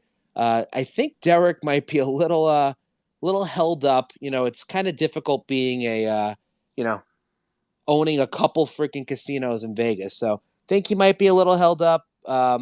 Just as an FYI, as obviously got to mention it, because if I don't and he doesn't show up, but he might be a little busy. But it's okay, no problem. Let's go. Old McDonald, any question for Fats? Yeah, I was gonna ask him about the next year's Bet Bash. Like, is it gonna be at the Circa again? Are they gonna have the old nominees back again so we can see them? Well, Stuff this like was so Bet Bash is Spanky's thing. You missed the Spanky segment. Spanky was up here before. that. But That's the insider. Like, he's all the big Pat's wigs an know. insider. He knows. He's on the board of directors. Come on. No, but yeah, definitely Circa is going to be the home of Bet Bash going forward. That's number one. Nice. And I'm pretty sure some of the guys that got inducted are not going to be there. Okay. You know, because there's probably going to induct what do you think, Fats? Like 5 people next year. So, My understanding is we'll induct 5 new live people and 5 new deceased. Yeah. Okay, so another 10 next year. Eventually, they're going to have to bring that number down. But yeah, for now, we're getting 10 people. That's awesome. I vote for Dink and Alan Boston. Yeah, Dinky has to get in next year for sure. Rest in peace. But yeah. All right. Anything else, Old McDonald? Oh yeah, Trump also he pardoned Bill Walters, and he also pardoned Lil Wayne too. So I didn't cool. realize he pardoned Little. Look at that, Old McDonald with the with the fun fact that we all were looking for. That's a great one. Love it, Old McDonald. Great. Let's go to Donna. Hi, Donna. Welcome to Players Talk Radio. Hi, you guys. How you doing? Yeah, I'm all right.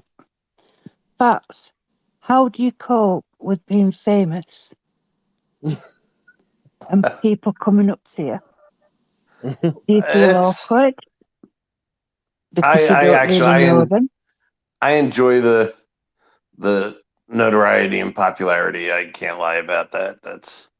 It's a lot of fun for me. It kind of makes me feel like I've done, a good job in my field, and I'm getting recognized for it. So. And also, do you think that the book will be turned into a film? A film about my life? Your life and Billy's? No, the book. The Billy Walters. Billy Walters book. Oh, that I don't know. It has to be, right? I haven't heard anything about that, but I'm sure there's somebody might, offer that to him, and I'm sure he would find a way to make it happen. He doesn't do much interviews. The only interview that I've seen was that 60 Minutes one. So, and now Spanky. Yeah, he doesn't do many. Well, he's you want to talk about a humble guy? That guy is the most humble.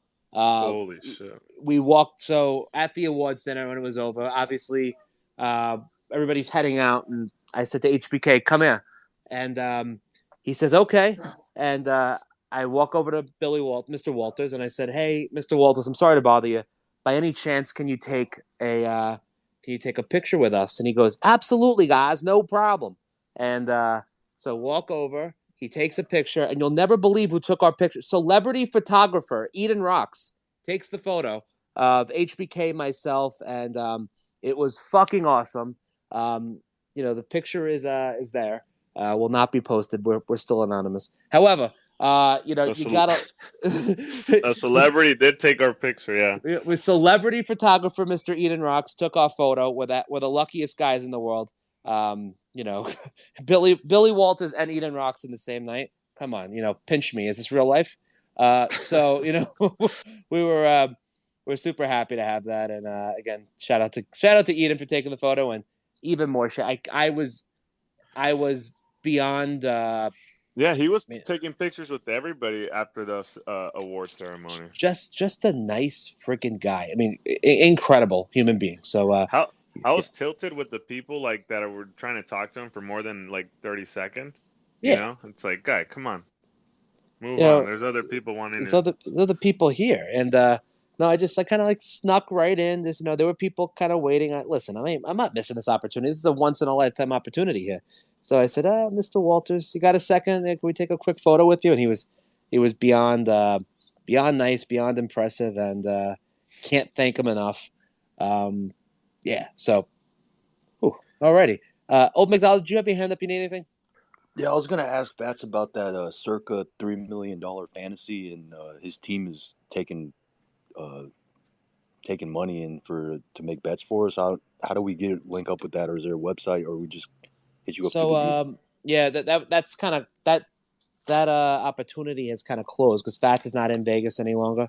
Oh, But it's that going was into okay, yeah, okay. that was the $8 million Survivor, and yeah, if Derek can make it on, we're going to talk to Derek a lot more about the thing. But again, apologies, guys. Nobody was bluffing you, but you know, obviously, Mr. Stevens, you know, runs 3 casinos in Las Vegas, along with obviously the Circa Sports and everything. If he got a little held up, we apologize. I'm sure he'll come on at a later time. I think he's a little held up right now based on the message I got. So I do apologize if Derek does not make it on the show, but we'll get him hopefully for a little bit longer next time. So I know he said I'll squeeze you guys in, and I think he's a little bit behind. So HBK, that's understandable, right? Yeah, of The guy's course. a fucking billionaire. What are you gonna do? Shit Yeah. happens. Okay. I have a Well, quick question for Fats. I got a yeah. DM.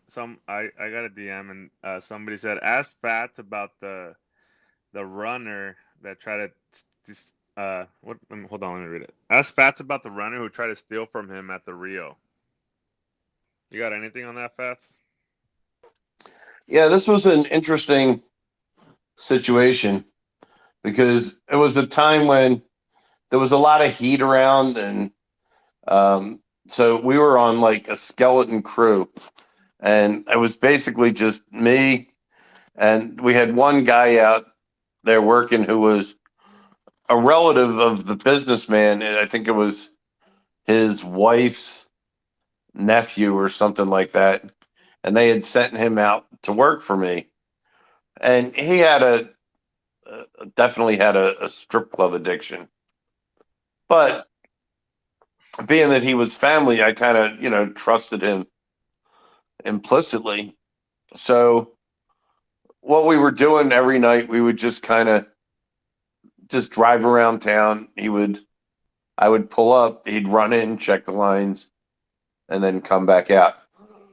And if we had to bet anything, then I would send him in to make the bet. Well, so while he was in the casino one time, I was counting some of the money, and I had a pack of 5,000 that I had placed on the passenger seat, and then I forgot that I had placed it there, and so we continued driving around, and we went to the Rio, and he went in there to check the lines, and we went a few other places, and then we get to the last place, and now we're done for the night, and I knew he really didn't have any money on him, so I said, "Do you need a few bucks to get you by for a day or two or whatever till payday?" And he said, "Yeah." And I said, "Okay." And now I reach in my pocket and I notice I'm missing this $5,000 that I had left on the seat.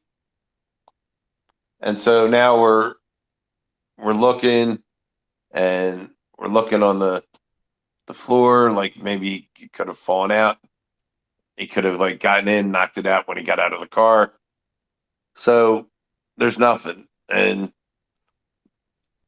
he's very quick to, show me his pockets like he doesn't have, which kind of made me a little bit suspicious. But the bottom line was, if he took the money, what did he do with it?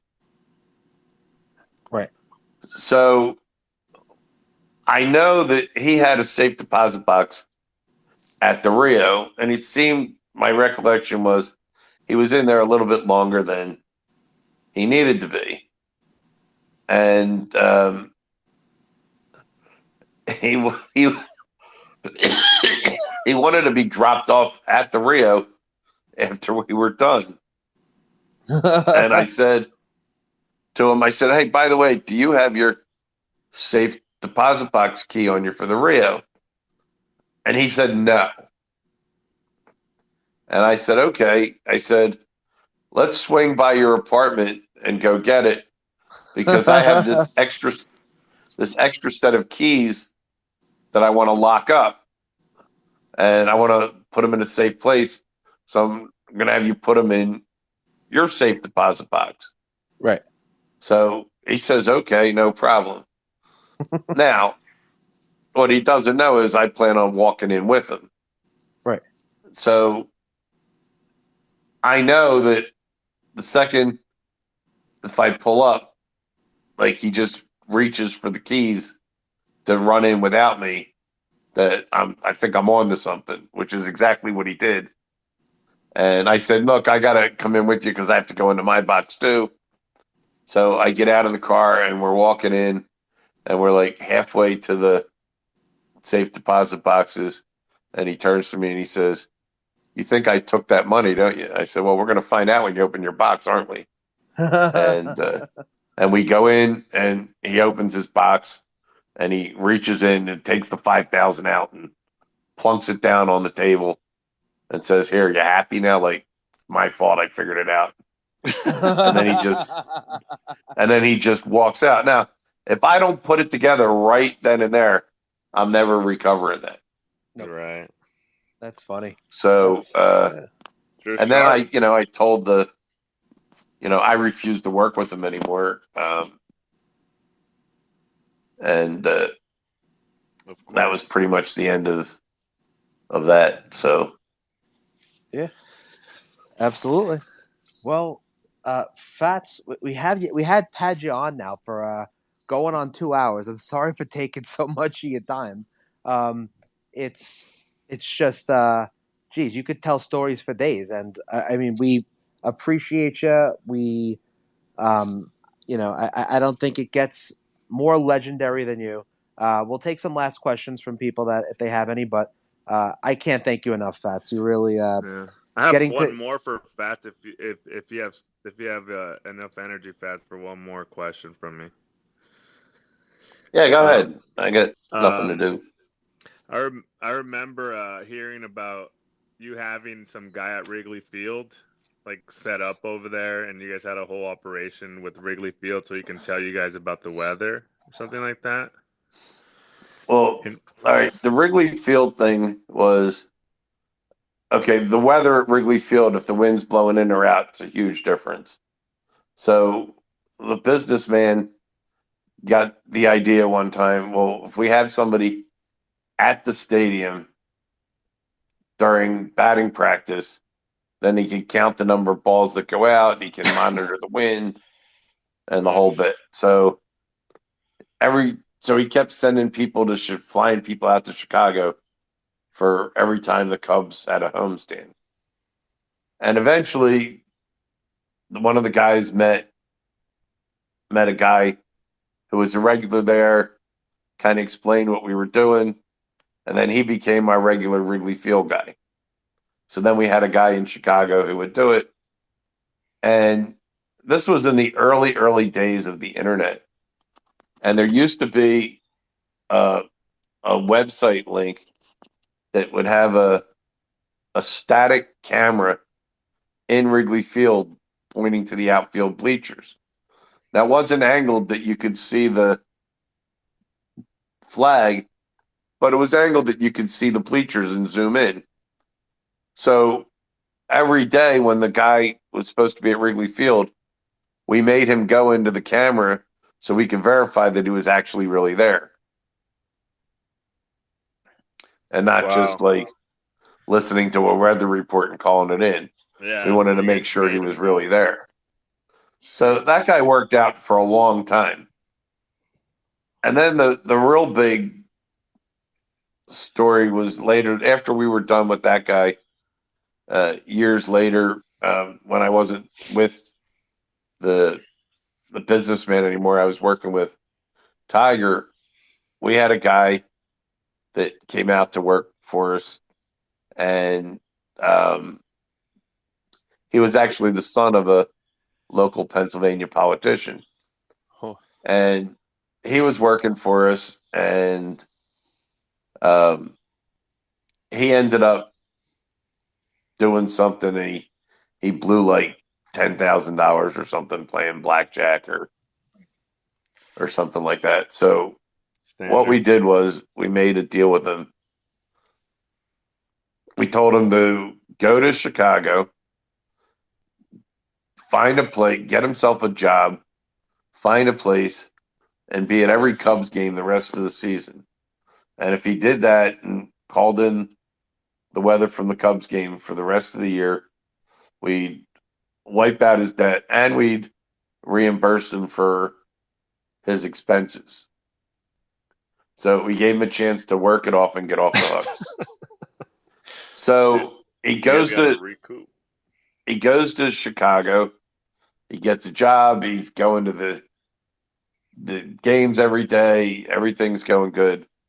And then there's this one day where I happened to be back in Philly, and so I wasn't on top of him. Somebody else was handling him. And he calls in that the weather is actually howling in, but the total was like 11, which would mean like the wind changed. Right. So he told us it was blowing in when everybody was thinking it was blowing out. So we make a big bet on under 11, and Tom Browning gives up 11 runs in the top of the first. Wow. Or the bottom of the first. So much for that one. So then we find out that he was never at the stadium, and that was the end of him. We just wrote it off. And shout out to Tiger. You brought him up. Love Tiger. Tiger, let me tell you something about Tiger. Yeah. What a great, first of all, one of the sharpest NFL bettors I ever worked with. For the sharpest. Wow. And I worked with him for many, many years. And when I got arrested in 2012 as part of the Spanky case, they arrested us on a Wednesday. So they took us to jail. They had us scheduled to be extradited to New York. Well, on Thursday, we got before a judge, and previous defendants who had already gotten there had made a deal that they would post $150,000 bail, and then that would guarantee our appearance in New York whenever we were supposed to appear in New York, and then we wouldn't have to stay locked up. Oh, you wouldn't have to get extra. They would throw you on like a bus. Right. We would get to go to New York on our own. Wow. And then they wouldn't. And as soon as we appeared in New York, we would get that 150 back, and then we would have to post whatever bond we had to post in New York to guarantee our continued appearance in New York. Right. So on Thursday, they set the bail for 150,000, and the lawyer, contacts my parents. They send a bank wire out for 150,000 on Thursday. The problem was Friday was a holiday called Nevada Day, and the banks are closed. Yeah. So this wire is not getting there till Monday. Oh. So Tiger finds out about this, and Friday morning, Tiger goes to his bank He gets a cashier's check for $150,000 in Pennsylvania, and he sticks a guy on a plane to fly to Vegas to post my bail Friday night so I could get out on Saturday and not have to spend the weekend in jail. What Now, a pal. I don't know who would go out of their way to do that, but so shout out to Tiger because I'll be forever grateful and, always thankful for that. And, there was another reason too that I desperately, the biggest thing was the main reason I had to get out of there. I couldn't stay was because I needed to get out because in my fantasy football league, my kicker was on bye that week and I still had to swap him out. And if I was stuck in jail, I wouldn't have been able to do that. Yeah. Well, hopefully you didn't drop the soap in jail or anything. It was an easy couple of days. I'm sorry about that, Fats. Hope you didn't have to meet Bubba or anybody. Was that your? No, they had me isolated like in a kind of a medical ring. I had my own cell with I had an oversized wheelchair in there too. Oh wow! Which was nice because I could kind of have a more comfortable place to sit, put my feet up. So yeah, it wasn't the end of the world. It's not quite. It was still horrible, but yeah, not quite the Bellagio, but maybe even a step above Circa Circus. So not too bad. You had your own little facility. God bless you, Fats. Shout out to Tiger, who 150, just like that. Just got a cashier's check, flew on a plane, got you out. That's the kind of people you need in your life, Fats, and that's is Tiger still with us? Is he still around, or where's he? Yeah, he's still around. He doesn't bet sports anymore. He started a business with Planet Fitness in Pennsylvania, and he built it into he had the contract for all the Planet Fitnesses in Pennsylvania and other areas, and that's cool. He opened up a bunch of them. Yeah. And I don't know. I think he ended up settling out of that for I don't know, maybe $50 million or something. So wow, shit. And now he does real estate and stuff like that, and he doesn't do anything with the gambling anymore. I thought you were going to say he does advantage slots, but I guess not. No, but that's good. At least he does. He does advantage real estate. Advantage real estate. That's probably that's the easier one to do for sure. We got Snoop Dogg up here. What's up, Snoop? You got a question for Fats? Yeah, reporting live from the real Fats 1,200 square foot Billy Walters shrine that's in his bedroom. Hey, Fats, let me help you out with that. Let me help you out with that story. Save you about 8 minutes. Fats had a degenerate that lost 80% of his money on a WNBA game, so he hired him to do weather reports at the Chicago Cubs games. But he's dyslexic, so he got the weather report wrong. Cost Fats some money. Had some guy named Bangle bail him out because Fats is a rookie and didn't put his kicker, who's on a bye the week before. The end. We prefer it the long way, Snoop. Got to be honest. Me too. Yeah, Me too. There's just something about the Fats stories that people. I get it. 99% of you sports people get it. But come on, Snoop. You got to appreciate the legendary status. Oh, I love it. You probably weren't around when this came up, but there was a Billy Walters panel at Bet Bash, and it was Billy and Spanky, and they did a recording of Spanky's podcast, Be Better Betters. So they do the what was it, HBK, about an hour long, you think? Yeah, it was about an hour. Around, yep. They do an hour long podcast. Billy Walters gets off the stage. He goes over and shakes one person's hand. One person's hand. What do you think that is? No, it's not Eden Rocks. No, not at all. It was the real Fats, bud. So listen, if you ever needed if you need a hard vouch for anybody, Billy Walters gets off that stage and goes over and shakes Fats' hand. So and you what got do to. You think's more out of place here, Nomadic? Eden Rock standing next to betting legends, or PPE at a Sadie Hawkins dance? What? Oh, jeez. We're gonna go with Eden Rocks at the standing next to. Did you know that? So there's a picture of myself, HBK, and Billy Walters. That is definitely has been taken. Did you know we had a celebrity photographer? Oh, I need that. Who was the photographer? Eden Rocks. So Oh my God. you gotta love it, Snoop. Listen, I got 200 for that photo. I bet there's some sickos on this fucking app that would probably pay you more for it. So be careful, or cut me in if you Donna's find had it. her hand up for a while. Let's see what Donna has to say. I agree. Sorry, Snoop. Good evening, the real fats. Hey Donna, sorry about that. Go ahead. It's okay. But this really frustrates me because you're so full of stories. Would you think about doing a book or a sort of like audio book to tell your stories, to get it out there? Because I love people like you with stories like this. The younger generation don't understand what went off back then. And Well, it's really fascinating to me hearing the stories and stuff. I mean, it's obviously changed some names.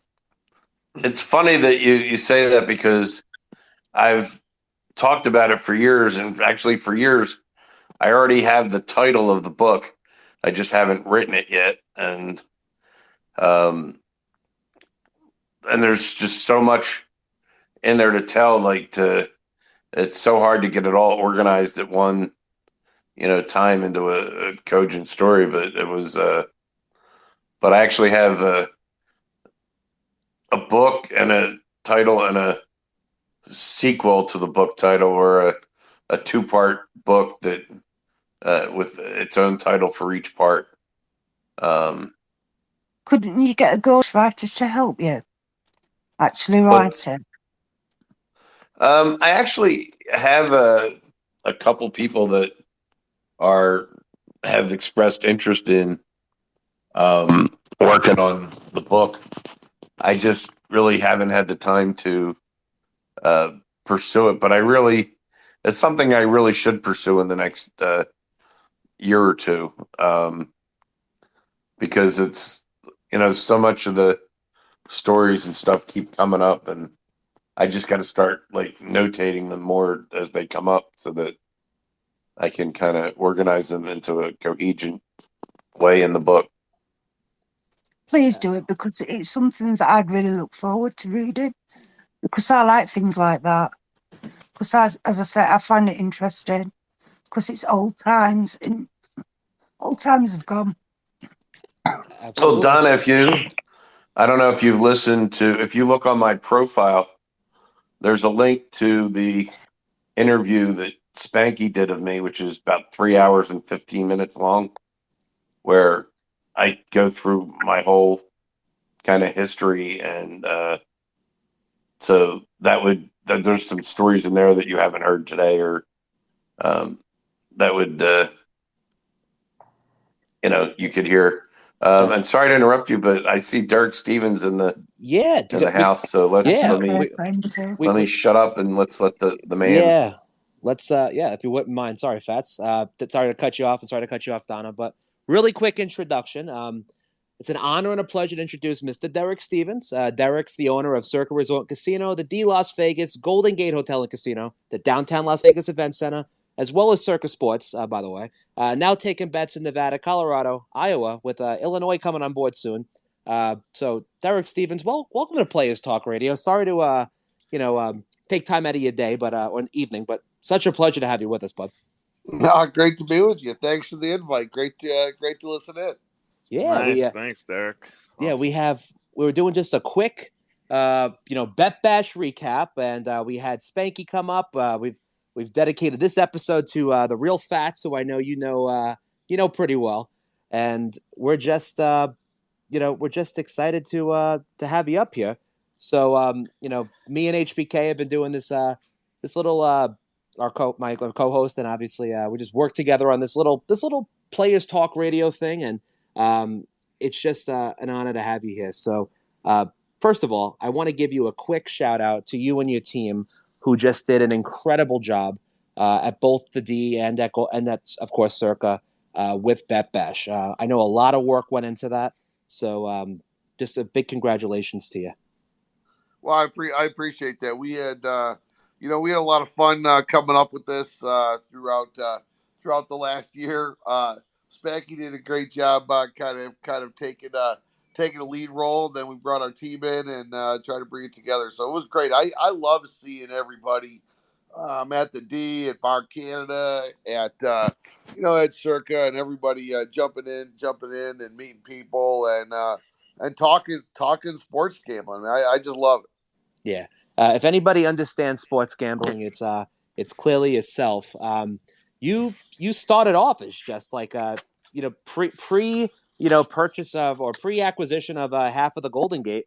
You were just a guy from Michigan who'd come in and place his sports wagers, right? And you when you had the opportunity to open your own book, you seized it. Um, if I could ask you a couple of quick questions, what what made you decide when you decided to start Circa Sports? What made you want to be like an old school operator? The old school way of hanging a line, setting a limit, and then moving the line accordingly once the action comes in. What made you be? You're the only U.S. based operator that operates this way. What made you say, hey, this might cost us a little bit in overall profits, but I want to do a book the right way? What made you think about that?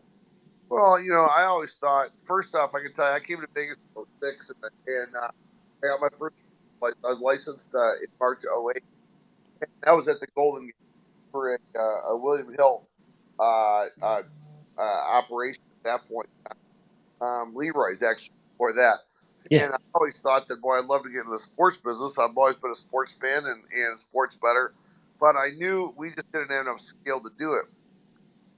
So a few years later, I bought Fitzgerald's. That's turned into the D. And I wanted to still get into the sports business. But again, I felt like we didn't have the scale. So we were at a March Madness party in the Detroit Ballroom one year. I can't remember the year exactly, but I'm guessing somewhere in the range of 2014. And there is this new element that came out, at least from Vegas, with regards to Indian betting. And I just cannot believe we had a little satellite sports book up on the 12th floor in the ballroom. I just couldn't believe how awesome it was right in front of that counter every time a game went to commercial, a line came up, and I thought, oh, wait a second, this is very attractive.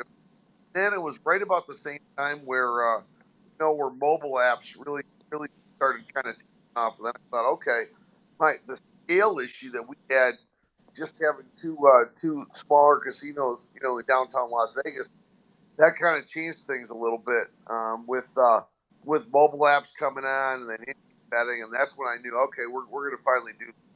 And then that's kind of how it all came to pass. And we got in the sportsbook business. Guess we were working on it really ever since then, but we opened up in June 2019.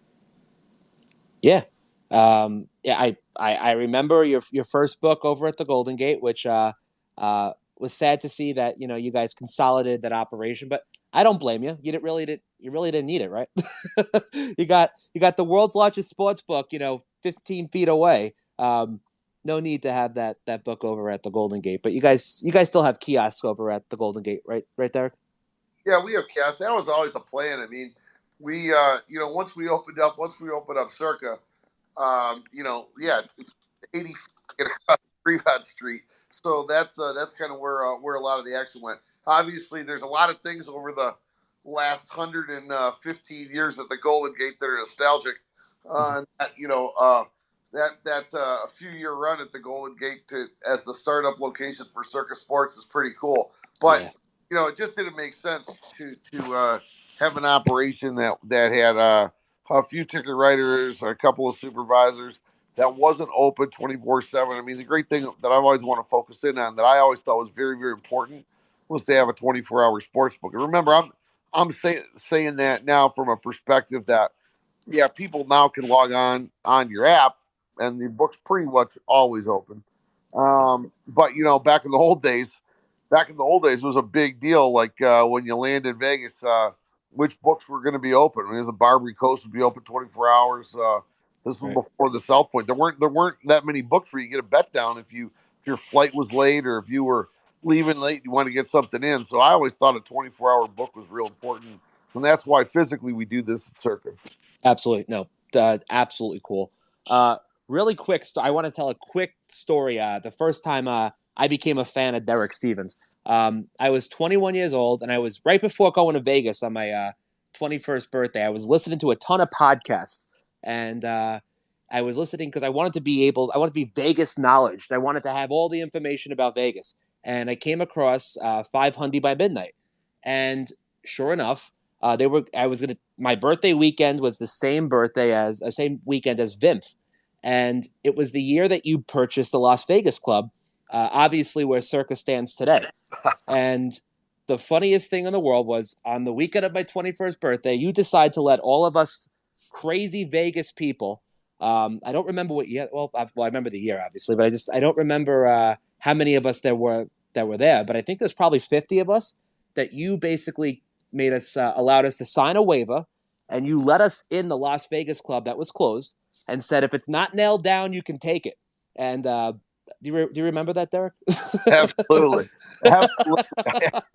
We had a great time with Vimp, and we over the years we got to do a lot of crazy things. I had no idea you were part of that, but yeah, that was a lot of fun. We did an event like that one time when we opened up a bar. I kind of made a joke of it one time, like it was after the electricity and power was cut off from the property, Yeah. where we lit it up with flashlights and candles and stuff, and we said, yeah, this will be the only bar I hope in my life I open up the last one day and it's over.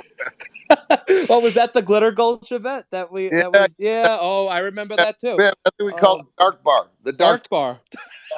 I remember. You are a legend, a living legend, Mr. Stevens. And I got to be honest, I will never forget that day of scavenging through the Las Vegas club, and I left with some posters about the first 500 was on them. It was like a lost rebate thing. I left with some chip racks. I left with some roulette chips. Remember, someone found the original gaming license for the property that was literally nailed to the wall.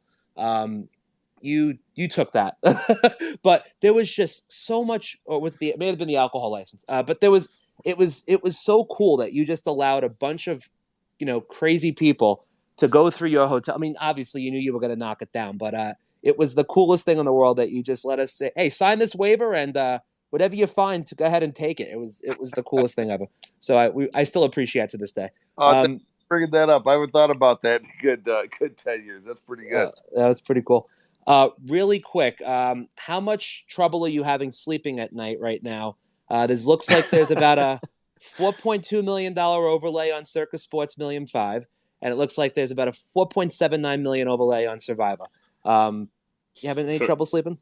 Nah. Yeah, I mean, I always do. I mean, the day we posted, the day we go live, I mean, I was in a bigger hole this year than I ever have been, opening up 14 million in a hole. I would say, we felt pretty confident with the way, with the trend line growth of Circa Survivor last year, and we made it. Although it took us to the very last day to get over that 6 million, but we just felt that with a couple of tweaks we made, and then with the natural organic growth, we felt that guaranteeing 8 million was reasonable, and I think today we're in pretty good shape. So I'm not losing too much sleep on that one. A year ago we guaranteed 6 million in the Circa Millions, and we came up significantly shy. I mean, over a $1.4 million overlay or something in that range. I felt, well, I hate going backwards. You got to grow, so we just put the onus on us that we had to do a better job, and we had to market better. We had to let more people know about it, know more of the benefits of it. I'm a big fan. Probably 125 different winners out of the Circa Millions. That there's a lot of value there. So I was hoping that the word would get out and people would understand. If we get to 6 million, great. If we're a little shy, okay. But I mean, it doesn't make any sense to have an overlay of $1.4 million. I mean, I was thinking, my God, I said it to a few people, man. Back when I was a younger guy, I would have scraped up every dollar I possibly could have from every fraternity at college to try to get out. figure out a way to get in. I mean, you don't have overlays like that in in your life that often. So I think maybe naturally there's going to be some good progression. I think whether we hit the 6 million, I'd say we're probably a slight underdog at this time. But I think we're going to narrow the overlay gap. Oh yeah, for sure. I mean, you're pacing well ahead of last year, and but yeah, Survivor. I think you guys are going to blow it through. Well, let's not jinx anything. Survivor's gonna get in for sure. Yeah, let's not jinx anything. But you know what I mean. We're still And all super. these contests have been rake-free since day one. Yeah, what's your thought? I'm not complaining, Derek, but what was the thought process on going rake-free? It's pretty simple. I mean, early on when we started talking about it, we wanted to have a signature football contest. We tried to develop two contests. We wanted to develop Circa Survivor, and we wanted to develop standardized football contest, which we called the Circa Millions. We could not get the software completed in time to do Survivor. That's why we had millions the first year without a Survivor contest. So we did that, and we guaranteed. I think the first year we guaranteed $1 million. So the question comes down to, why did he guarantee $1 million? And our thought was, well, there's a lot of other football contests in town. William Hill's got something. Golden Nugget has something. The King of the Hill was Westgate. Yeah. And we felt, we were kind of the upstart sportsbook company, and we were kind of the upstart football contest company. So we felt that we didn't have any credibility, kind of as a self-assessment. And we felt that for us to gain credibility, we needed to put some skin in the game, and we had to show that we were confident. So we put a guarantee out there. We didn't know if we were going to get a couple 100,000 people or a couple 100,000 of entries, and that was it. So we felt that was important. First year we hit it, then the next year we guaranteed $1.5 million, and it went over. So then, our contest started growing. So I think it was kind of a necessary thing. Sometimes when you look back, in history and business, it becomes real easy to see what was a good decision and what was a bad decision. This one for us, I mean, there was a lot of anxiety about putting a guarantee out initially. In retrospect, I'm obviously very glad that we did it, and I think, and it's proven out to be that was the right decision at that time. Oh, yeah. What also played into it was a position Mike Palm took, and Mike really wanted to differentiate. I was more the guy that wanted to do the contest, and I wanted to do the rake-free. Mike Palm was more guy said, I really think that if you do this, we can separate ourselves. And Mike's really the idea author on going rake-free, and he convinced us all. I can't say we all jumped at it. But I can say, like, he was the passionate guy in the room, and he got to the point where he convinced us all, and we said, yeah, let's go do it. And I would say this is another issue that maybe at that moment in time I didn't take it. I didn't maybe take it all that seriously, in as much as I think that's had a very significant impact on the growth of our contest. So I think that's something that we've been able to hang our head on, saying, every dollar that goes back in is going back to the customers. And when people ask, well, why do you do it? I'm saying, well, we're right here. I mean, here's the gaff. The gaff is pretty simple. In Nevada, you got to show up at a property to sign up. That's the way it works. You got to show up on property. Whether you live in Nevada or not, doesn't matter. You get a proxy. But the whole gaff is very simple. We started up a big new casino, and my hope is the people that come to sign up for our contest, some will walk in the doors, and some will buy a drink. Some will maybe hit a dice game.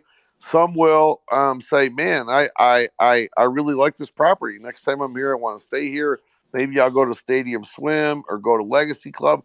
So that's the whole gap. Is just for us it's a way to get people that I want to be around, which are sports bettors, into our property to check things out. Absolutely. And again, you guys just do such a great job at it. And by the way, we're gonna try to sell a couple entries. We're working with a proxy. I'm sure you know Vegas Football Proxy, and we're gonna work with them, and hopefully Tom. Yeah, of course, Tom. We'll get some people in, and hopefully, let's reduce that overlay a little bit for you, because you know, we want you to be able to sleep a little easier at night, particularly with Circa Sports Million. Really quick, did you ever think when you started it and you had that $1 million guarantee that 5 years later you'd be shelling out a $14 million guarantee in just 5 short years? No. Yeah, That was yeah, no. We just were sweating out that first year. That first year was a heck of a sweat. And then think about, we all pondered and we thought, hey, should we do it again and guarantee $1 million? Do we have to guarantee again? And we're like, well, maybe we should bump it up a little bit. We bumped it up $500,000, and we were all biting our fingernails on this one. We're like, oh man, I don't know, we're getting a little crazy here. But I thought it was important to continue to grow it. So then we try to utilize this to help grow our overall element of the business, and yeah, I mean, and also the other thing that's that I think we're a beneficiary of, which obviously I like, but it really didn't have that much to do with it at the beginning, was that both the Circa Millions and Circa Survivor, there's some pretty good advertising yeah, because people talk about it, radio stations talk about it, podcasts talk about it, and that really wasn't that much of an intent early on, yeah, but it certainly kind of come to this, and now VSiN does a show on Saturday nights where the picks get announced, and I mean, it's yeah. really evolved into something pretty cool. So I guess that Oh, yeah. makes me feel good that I'm not the only guy that gets so excited about football cuts. Like No, no, you're absolutely right, and I'm sure you remember last year when it came down to like the final 3 in Survivor. It was trending on Twitter. It was all you saw on your feed for days. So it induces some natural good press, and so it definitely there's some benefit there. And like you said, if when people come in, they have to sign up in person. Yes, even if they're going to use a proxy, you're going to get them in the door at least once. And while they're there, maybe they'll, get a steak at Barry's or go check out, how awesome Stadium Swim is. Throw a few bucks on the dice table, or like me and HBK did. By the way, we don't worry about the overlay. We dropped some money on the dice table. Sorry about that. It was not so good. But anyway, you guys have an awesome staff. You have excellent dealers and cocktail servers, and it's just everybody's just happy to be there. So I think just another congratulations for the team at Circa for just doing an awesome job. Really quickly, you guys are in Nevada, you're in Colorado, you're live in Iowa. Illinois is coming on. Any future expansion plans beyond those 4 states for Circa Sports? Illinois is our next one. Hopefully, not too much longer. We're pretty well ready to go here. We want to get going here for football season at some point. So hopefully we're all set. The physical. This is our first state that has both a retail brick and mortar location and the statewide mobile. So the brick and mortar location is in Waukegan, Illinois, and the new casino that just opened earlier. Yeah, American Place, the temporary. Yeah, that's kind of between Chicago and Milwaukee. Yeah. So that just opened, I think, in February. So we're excited to have a retail presence there. And then at some point, a little further down the road, we're looking forward to getting into Kentucky. We kind of struck a deal there. It's still early on, but I feel comfortable publicly saying at this. Kentucky's, and then we'd like to grow. We're going to grow at our own pace. I'm not under pressure from shareholders or private equity guys. We want to move Circa Sports into jurisdictions that have regulatory environments that match our model. Yeah. Our model, like, for example, I don't ever want to go to Tennessee, at least not under the current rule set. I don't want to go to New York under the current rule set. I mean, Tennessee, you got a minimum hold percentage. I mean, the minimum hold percentage is 3 times what our hold percentage actually is. Wow. Yeah. Subliminal advertisement, Michigan. Subliminal advertisement, Michigan. Yeah, Michigan's not a bad. Well, Derek, you're a Michigan guy. I got to be honest. I was surprised. When I think Michigan, I think of Coney dogs. I think of Detroit, and I think of Derek Stevens. By the way, University of Michigan and Michigan State as well. But I'm just saying, come on, how are you not in your home state? Well, interesting. That Michigan's definitely a state where the regulatory environment works. Yeah.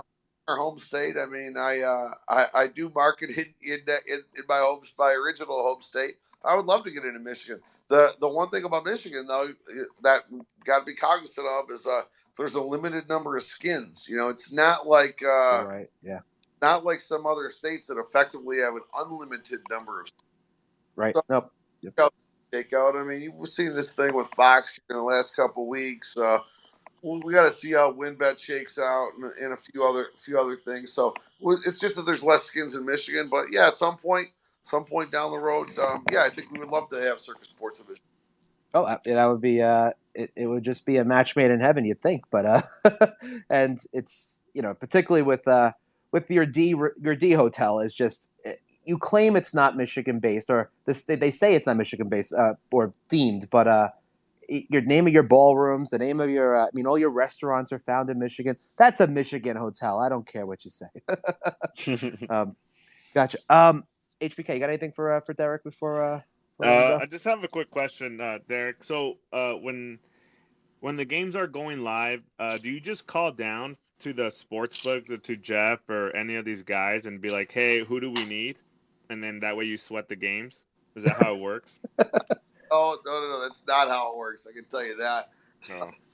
I can tell you that my interaction with Chris Ben, Jeff Davis, or Glenn Herzog, or Dylan Sullivan, those guys in our risk room on Saturdays and Sundays is kind of limited. I often will see morning at my top, but it's pretty intense.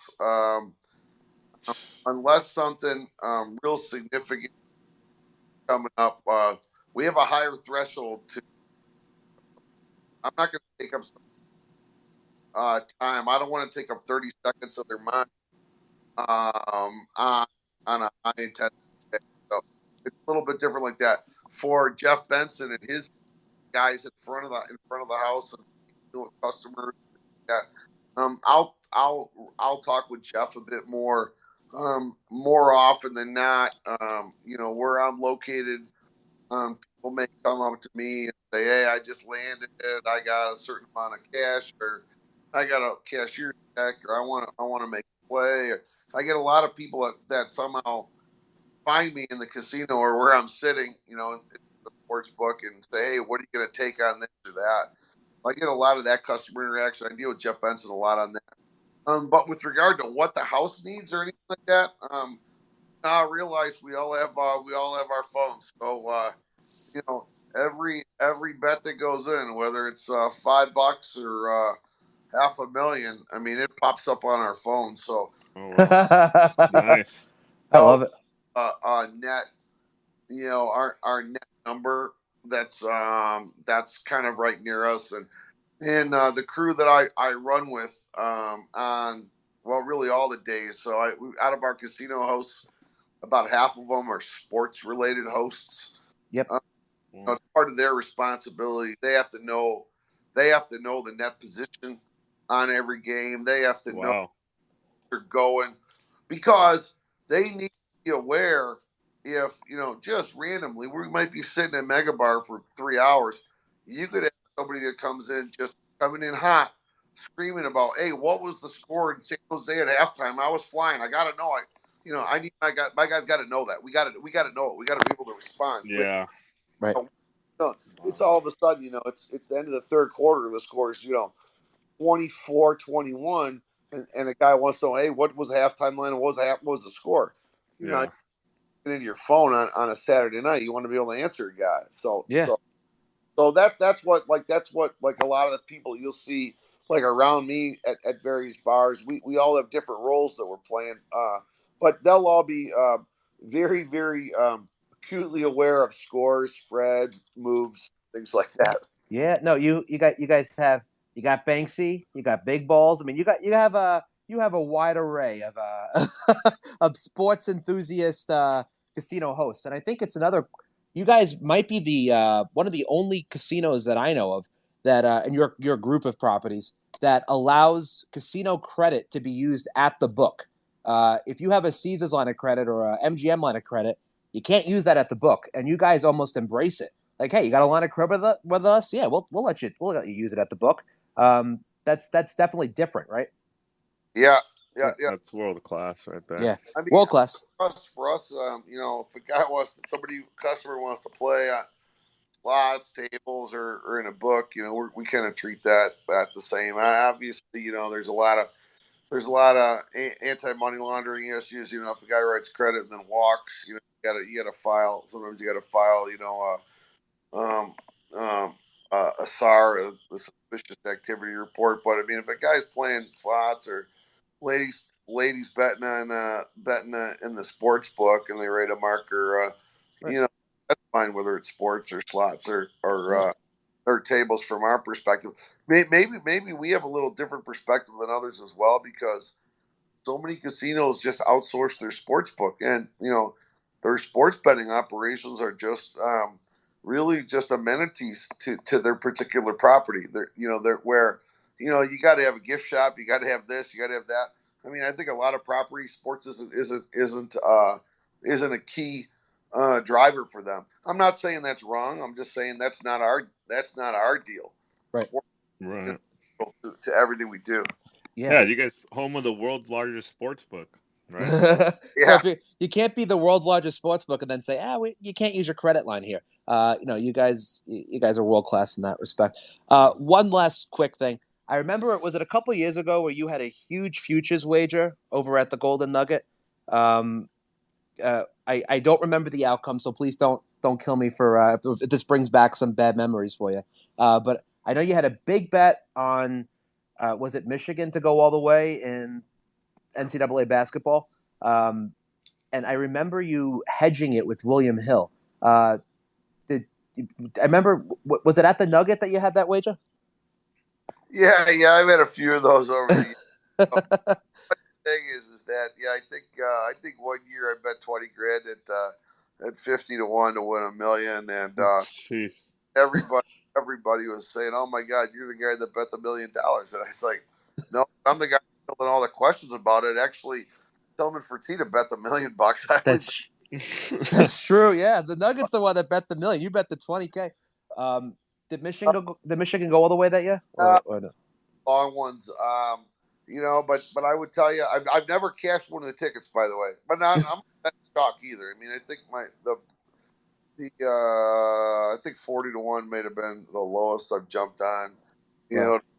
Bucks. But remember, I kind of utilize this story for a lot of people, that when you bet futures, and I love betting futures, you don't always have to cash the ticket because you have a lot of other options. So on one of the years, we had what was it? It was the year I think Villanova smoked Michigan final.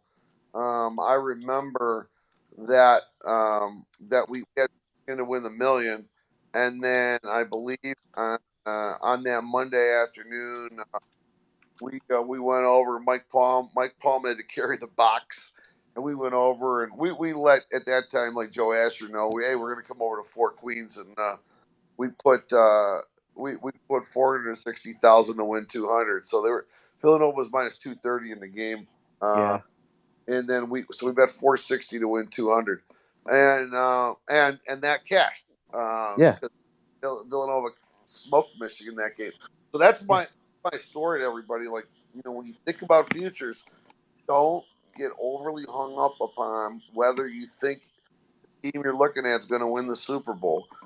Make sure you focus on how probable is it that they're going to make the playoffs, and then start assessing the math on what you think could happen, in the playoffs. If you Right. look at something current day, like right now, at this moment, there's a very valid position that I think you could take. I mean, I think the market's kind of sucked the value out of it recently, but But in baseball, nobody thinks the Minnesota Twins are going to win the World Series.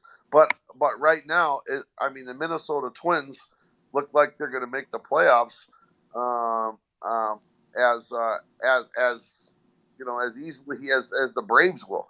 So Right. you got to take a look at where do you think you could hedge off on something as the playoffs progress. Absolutely. No, great tip there. And I do remember now you guys taking the money out of the cage, putting it into it was just a regular cardboard box, 460K, and walking right across the street to the or next door to the to the Four Queens. That was epic. That again, you have done some you are definitely media, connoisseur because you know exactly what to do, and it's always good stuff. So I think that's. I just want to thank you again. It's honestly a pleasure. I told you again. I've been a fan of yours since that day you opened up that Las Vegas club to a bunch of us crazy people, and you are just a hero in this town. So, Derek, thank you again. I'm sorry to take your time here, but I really appreciate you. Yeah, we'll keep shouting out all the Circa contests because we want you to get that. We don't want you to sit there with the overlay. Yeah, you Well, don't need it. cover, rest assured, we're going to try to grow again next year. So let's cover both these things, and then Exactly. we'll make them bigger and better year after year. So Yeah. we can do it without you guys and without everybody that's listening right now. Yeah. The thing, I think the bigger we can make these, the better it is for Sports Bettors. Yeah, Absolutely. I fired the max on Circus Survivor 2 years in a row, so All I'll right, probably fire the max again this year. all Yeah. right. And we're splitting a Circa Sports 1,000,005 entry, so we'll be sweating along the entire way. So we're excited. Yep. So again, Derek, you're the man. Appreciate your time once more, and have a great night. Good luck, and on your side of the table, and we'll see you soon. All right. Thanks a lot. Great talking to you guys. Great talking to you. All right. Thank you, Der- guys. Thank you, Derek. Derek Stevens, everyone. Holy shit! Look at that. Not every day a casino owner decides to stop by and talk to Players Talk Radio. HBK, how you feeling right now? Good. I want to give a shout out to all. He hires the best guys. That's why Circus Sports is good as it is. It's the number one in the United States without a doubt. Shout out to Jeff Benson, Glenn, Herzog, Connor Howard, Nick? Nick Bogdanovich, Yep. yeah, Dylan Sullivan, and Richie, and I'm sure I missed a couple other guys, but they have the best group of operators. They top of the really, line. yeah. I mean, that's a big invest, and of course, Mike Palm overseeing the whole Mike thing. Palm, of course. It's just that's a big investment, hiring the best of the best in the business and saying, "Hey, we're going to do this right."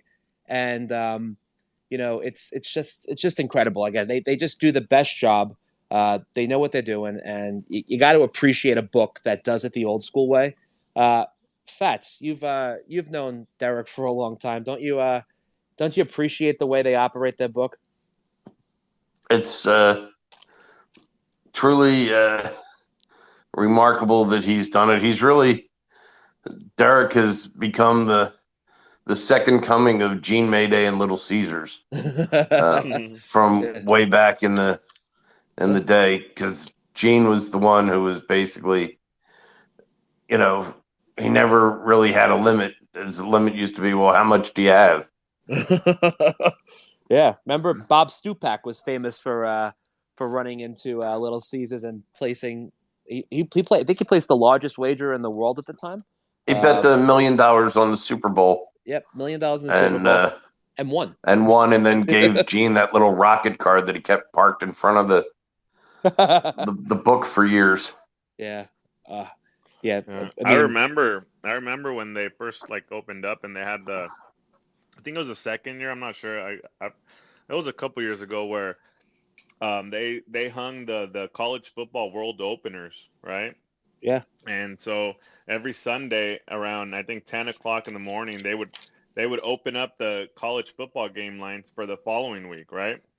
Mm-hmm. On Sundays, I would drive over there. Me and my group would bet them. And that's how I met Jeff Benson. And really? That's how I met him. Because he's like, it's just a bunch of pro college football guys betting into these lines, while in the middle at like I think it was like 10 or 11 in the middle of a Sunday, NFL slate. So everybody's watching the NFL games while me and a couple other guys, maybe it was like a handful of us are just standing there betting college football for the next week. No, they're just a class act. He really assembled a team that just knows what they're doing. You know what I mean? And they came from books that perhaps weren't as open to the way that the Circa style is, but they're just I think they just appreciate the fact that they work for an owner and a group that just does sports betting the right way, the way it should be. And I'm just a fan. I've always been a fan of everything with Derek, and again, a nice little monumental life moment that I won't forget, that he came onto our little show here to talk a little bit of sports, talk a little about Circa, and talk a little bit about the business. Yeah, by the way, guys, make sure you get your entries in for Circa Sports 1,000,005 as well as Circa Sports Survivor. Let's let Derek sleep a little easier at night because, either way, there's some good opportunity, particularly on the Circa Sports 1,000,005 entries, because there might be a slight overlay there, but hopefully not as bad as last year. That 1.4 million had to be a little tough to stomach. HBK, you ran pretty deep, right? You were on the Westgate. No, you ran really I deep, ran right? deep. Me and my partner, we ran deep in the Survivor 2 years ago. Oh, sweet. We Yeah, I made it. remember.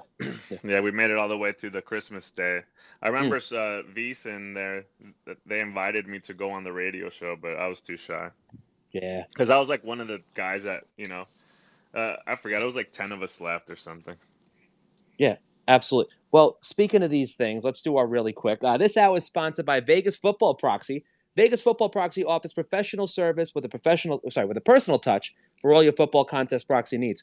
Whether it's the Circa Sports 1,000,005, Circa Sports Survivor, the Westgate Super Contest, or others, Tom Carroll over at Vegas Football Proxy provides all his clients with the most organized and professional proxy services in Las Vegas.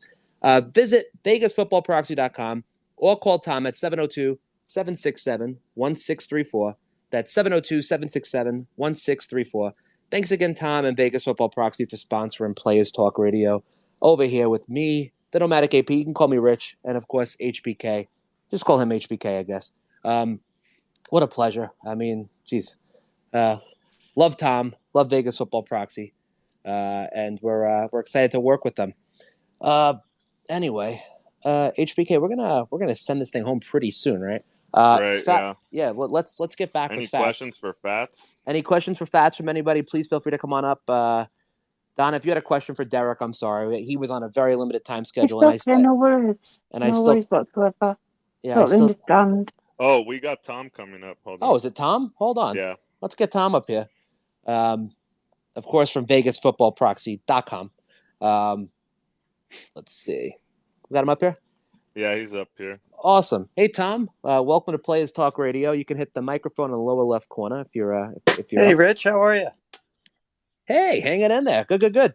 We're excited to have you part of the show, and hopefully, people that are signing up. Derek has a pretty big overlay right now. If I don't know if you heard he was on, but happy to be here. Yeah. And this is probably the only time in my life I'm going to be able to say that Derek Stevens opened for me. What's up, Tom? Hey, Dom. Hey, how's it going? Good. Yeah. Great show you had. I was really glad to get I tuned in early enough to hear Derek. Yeah. You guys hit it on the head. They are a class act at Circa. They run a great operation. It runs right down from the top to the, to the tellers right at the window. They do everything right. Yep. They just know what they're doing, and it's the way sports betting should be. And it sounds so easy, but unfortunately, nobody really does it that way. So they're just a class act. But Tom, let's talk a little bit about what you got going on. I read your little bio. You were an attorney in Washington D.C. for 20 years, and then you moved over to the proxy side now, which is pretty cool. So how long have you been doing the proxy thing? This is my 11th year, actually. Oh, awesome! It's been a long road. Yeah. Can you tell us what contest that you proxy for? if you don't mind? Sure. Pretty much every major contest that's available in Vegas, we proxy for. You got to start with Circa Million, Circa Survivor, of course. They're the king. Westgate used to be the king. That's where we really got our start. That's where I played. That's how I got into the business. We also offer services for the Golden Nugget contest, and we would like to be offering services for the William Hill College contest, but it looks like they're not going to have it this year. So Oh, geez. Wow. Oh, it's wow. quite a shame. What a bummer. Haven't made an official announcement, but it's already August 16th, and Yeah. no sign up. So it looks like it's going to die a quiet death. Oh, geez. Well, I'm sure Paul Stone's upset. And all those other college guys. yeah, well, that's the one I wanted to get in, but oh well. But geez, no, that's awesome, and And 11th year doing this. Can you tell us about? I mean, well, we know HBK has had some pretty deep runs with you, but can you tell us about someone who had the deepest run with you as their proxy? last year? Or Yeah, sure. Well, you mentioned every year that they've had the Survivor, we've had people cash. So we've had winners in the first year. I think there were 4. Then we had 1 out of the 5 or 6 people who made it in the second year. And last year we had the gentleman who lost in week 20. He was the 3rd person out of the group of 3 that made it to the final week. He had the Colts against the Texans, unfortunately, so that was difficult for him. He made out money-wise because he made arrangements for himself, which was nice. Yeah. As for the pick 5s, we had a couple of winners over across town with the Westgate, back-to-back winners there. Wow. We had a couple of second-place finishers there back when they had the big money, Mhm. and a couple of fifth-place finishers, which Dom actually was one of them. So There you go. kudos to him for being up there. Yeah, do it.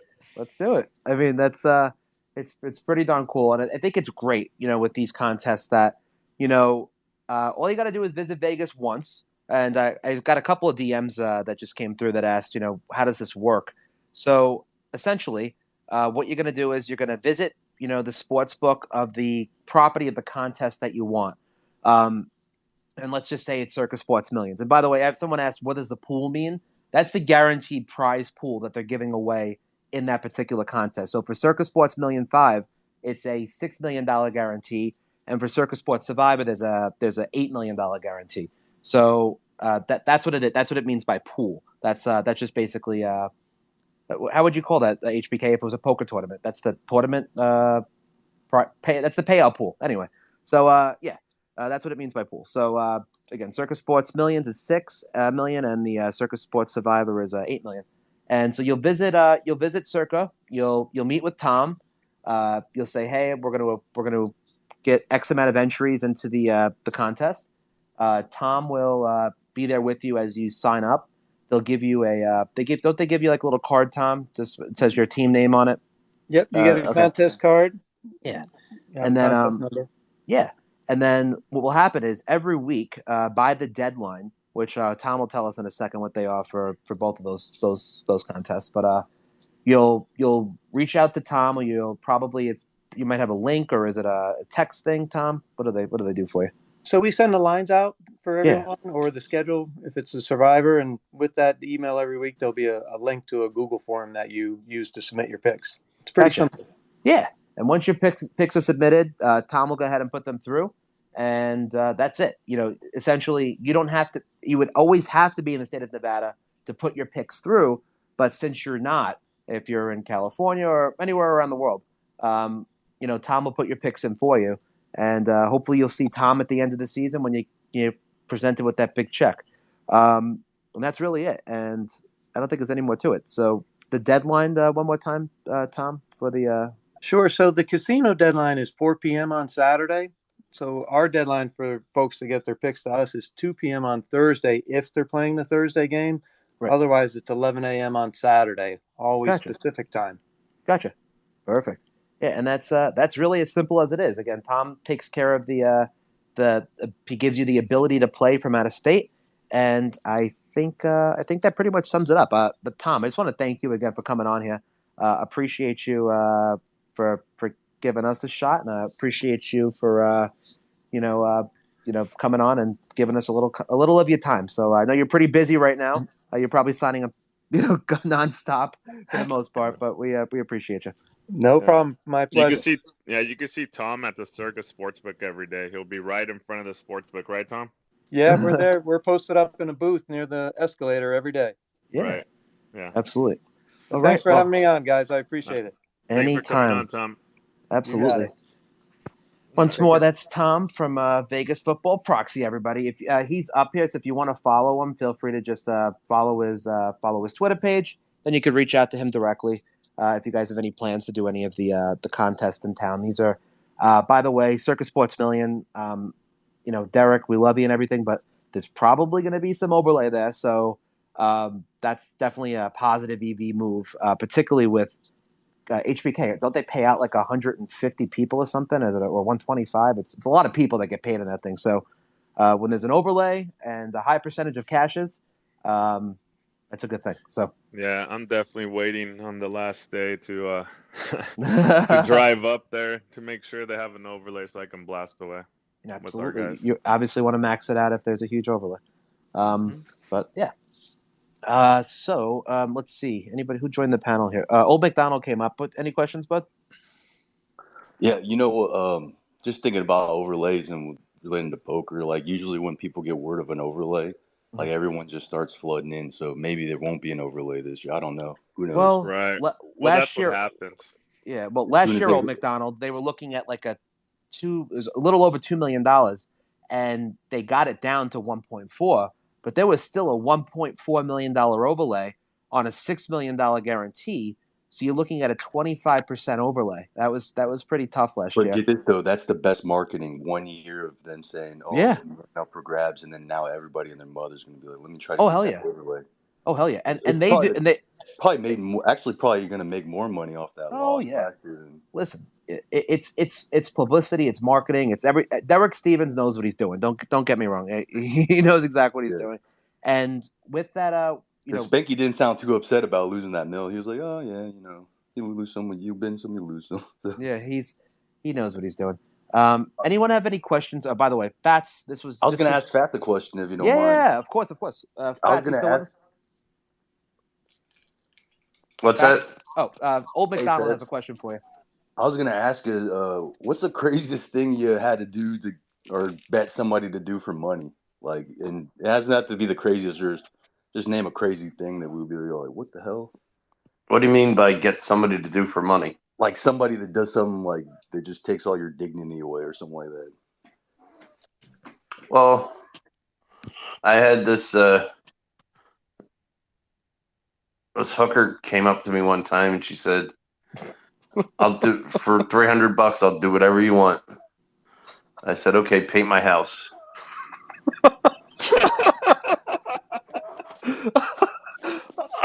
All right. Fucking Fats. Love Fats. Hey, Fats, has there ever been a time where a book was a little, obviously back in the day, they were a little more aggressive and, even in the AP world back then, thank God I wasn't playing back then because they really used to beat the shit out of people. Was there ever a book when they found it, they caught on to what you guys were doing? They perhaps were a little aggressive. Maybe they, pushed you against the wall or something. I don't know. Did they ever fuck with you? No, that some of the books in Vegas were on similar to how bad some of these U.S. operators, but not that bad. But I mean, they would do stuff like if you bet a game and then you wanted to come back and bet the other side, like they wouldn't let you bet the other side. And one incident comes to mind in particular. It was at the Wynn Sportsbook, and it was a Thanksgiving Day game between the Dallas Cowboys and the Rams, and we had taken a lead on the Rams plus 11.5 against Dallas. And as it got closer to game time on Thanksgiving Day, the money was just flying in on Dallas, and the game was like headed like it was going to go to 14. And we were stuck on plus 11.5. So we were at the Win, and we bet the other side, and we laid 12.5. So now the best we could do is lose juice, and if the game falls 12, we lose both bets. Yikes. Okay? Yikes. We got yelled at by the sportsbook manager the next day for betting both sides. Are you kidding me? What for? They had Because the best. we're not allowed to do that. Because what happened was the original bet was a loser, and the second bet was a winner. So instead of losing like 10, 11,000, we ended up only losing the juice of 1,000. Right. Even though the game didn't fall, so they felt like we stole the money back or so. It's just stupid, though. So you still lose $1,000. They had the best of it. They had zero risk involved, and in fact, they could have literally middled you guys instead. And they still yell at you? That makes no fucking sense. Again, they had a free roll to win either 1,000 or 12 or 22,000. 22, excuse me. Like, oh my god. And they said, don't do it again. The fuck? These guys are out of their minds. But Fats, really, we're gonna close this out here. I want to thank you again. Hold on, Donna has a quick question. Go ahead, Donna. Fats, please make time for this book. Yep, Donna wants your book, Fats. And by the way, I'd be the first one. I don't want your body. I just want your book. Listen, but Fats, we really let's work on a book, Fats. Come on. Let's help you out here. You know, I'll be the first one to buy it, and I'll freaking I'll sell copy by copy because I think people need to hear the stories that 30 years. 30 years in the business. 30 years in the business. You know, still doing it today. It's incredible. So once more, Fats. Oh, sorry. Go ahead. Wait, Fats. When did you move back to where you're at now? When did you leave Vegas officially? I moved back to Michigan in June of 2021. Wow.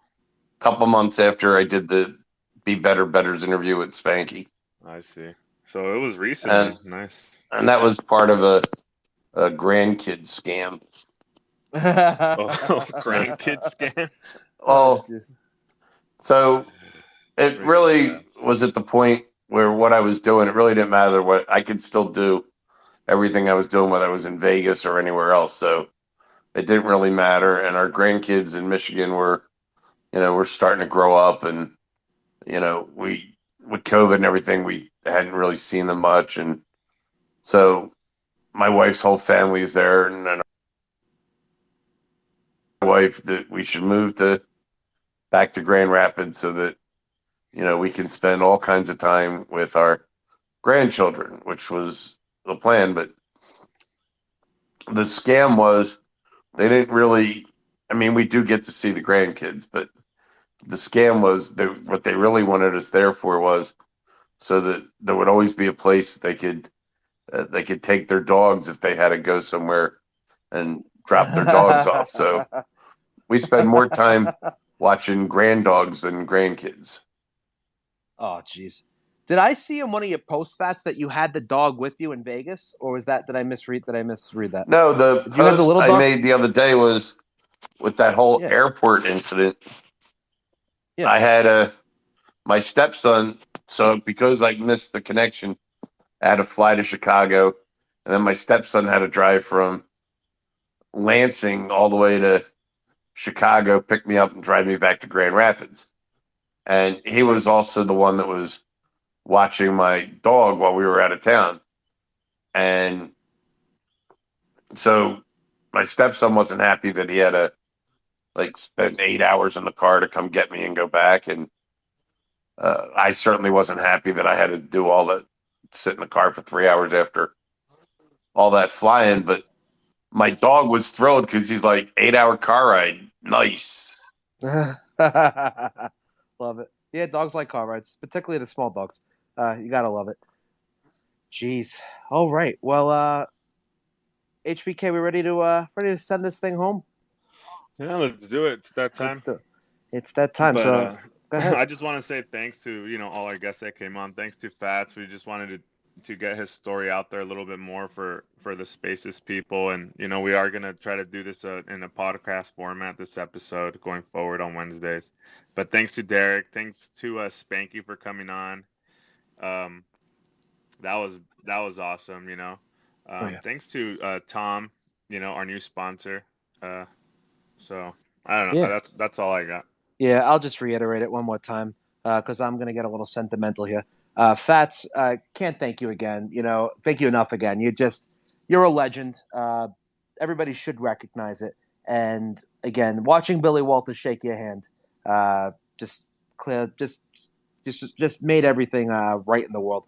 We're happy to have you with us every chance that we have with you.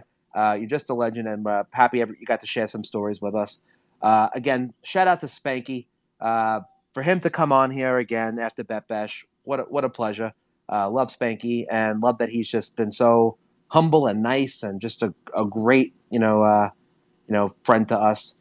And of course, it's not every day you get to interview a casino owner, sports book operator, just most down to earth man of the people, Mr. Derek Stevens. What a freaking guy! I can't believe he took the time to talk to us, and World class, world class. Just so cool. And again, thanks to Tom, and of course, Vegas Football Proxy for being a friend of the show. Again, HBK, this is one for the books. Again, shout out to all three, Fats, Spanky, and of course Derek. And I think we're gonna close there. We'll be back on Friday, right? Yeah, Friday for our regular. Thank you guys for having me. It was a pleasure to work with you and always come on to your show. You're the best. We love you, Fats. Best, Fats. Thank you, Fats. Absolutely. Well, again, guys, you're listening to Players Talk Radio. I'm your host, Nomadic AP. You can call me Rich. Of course, HBK with us. Yo. Yeah, of course. And we're going to end it here. We'll see you on Friday. Take care, everyone. See you guys.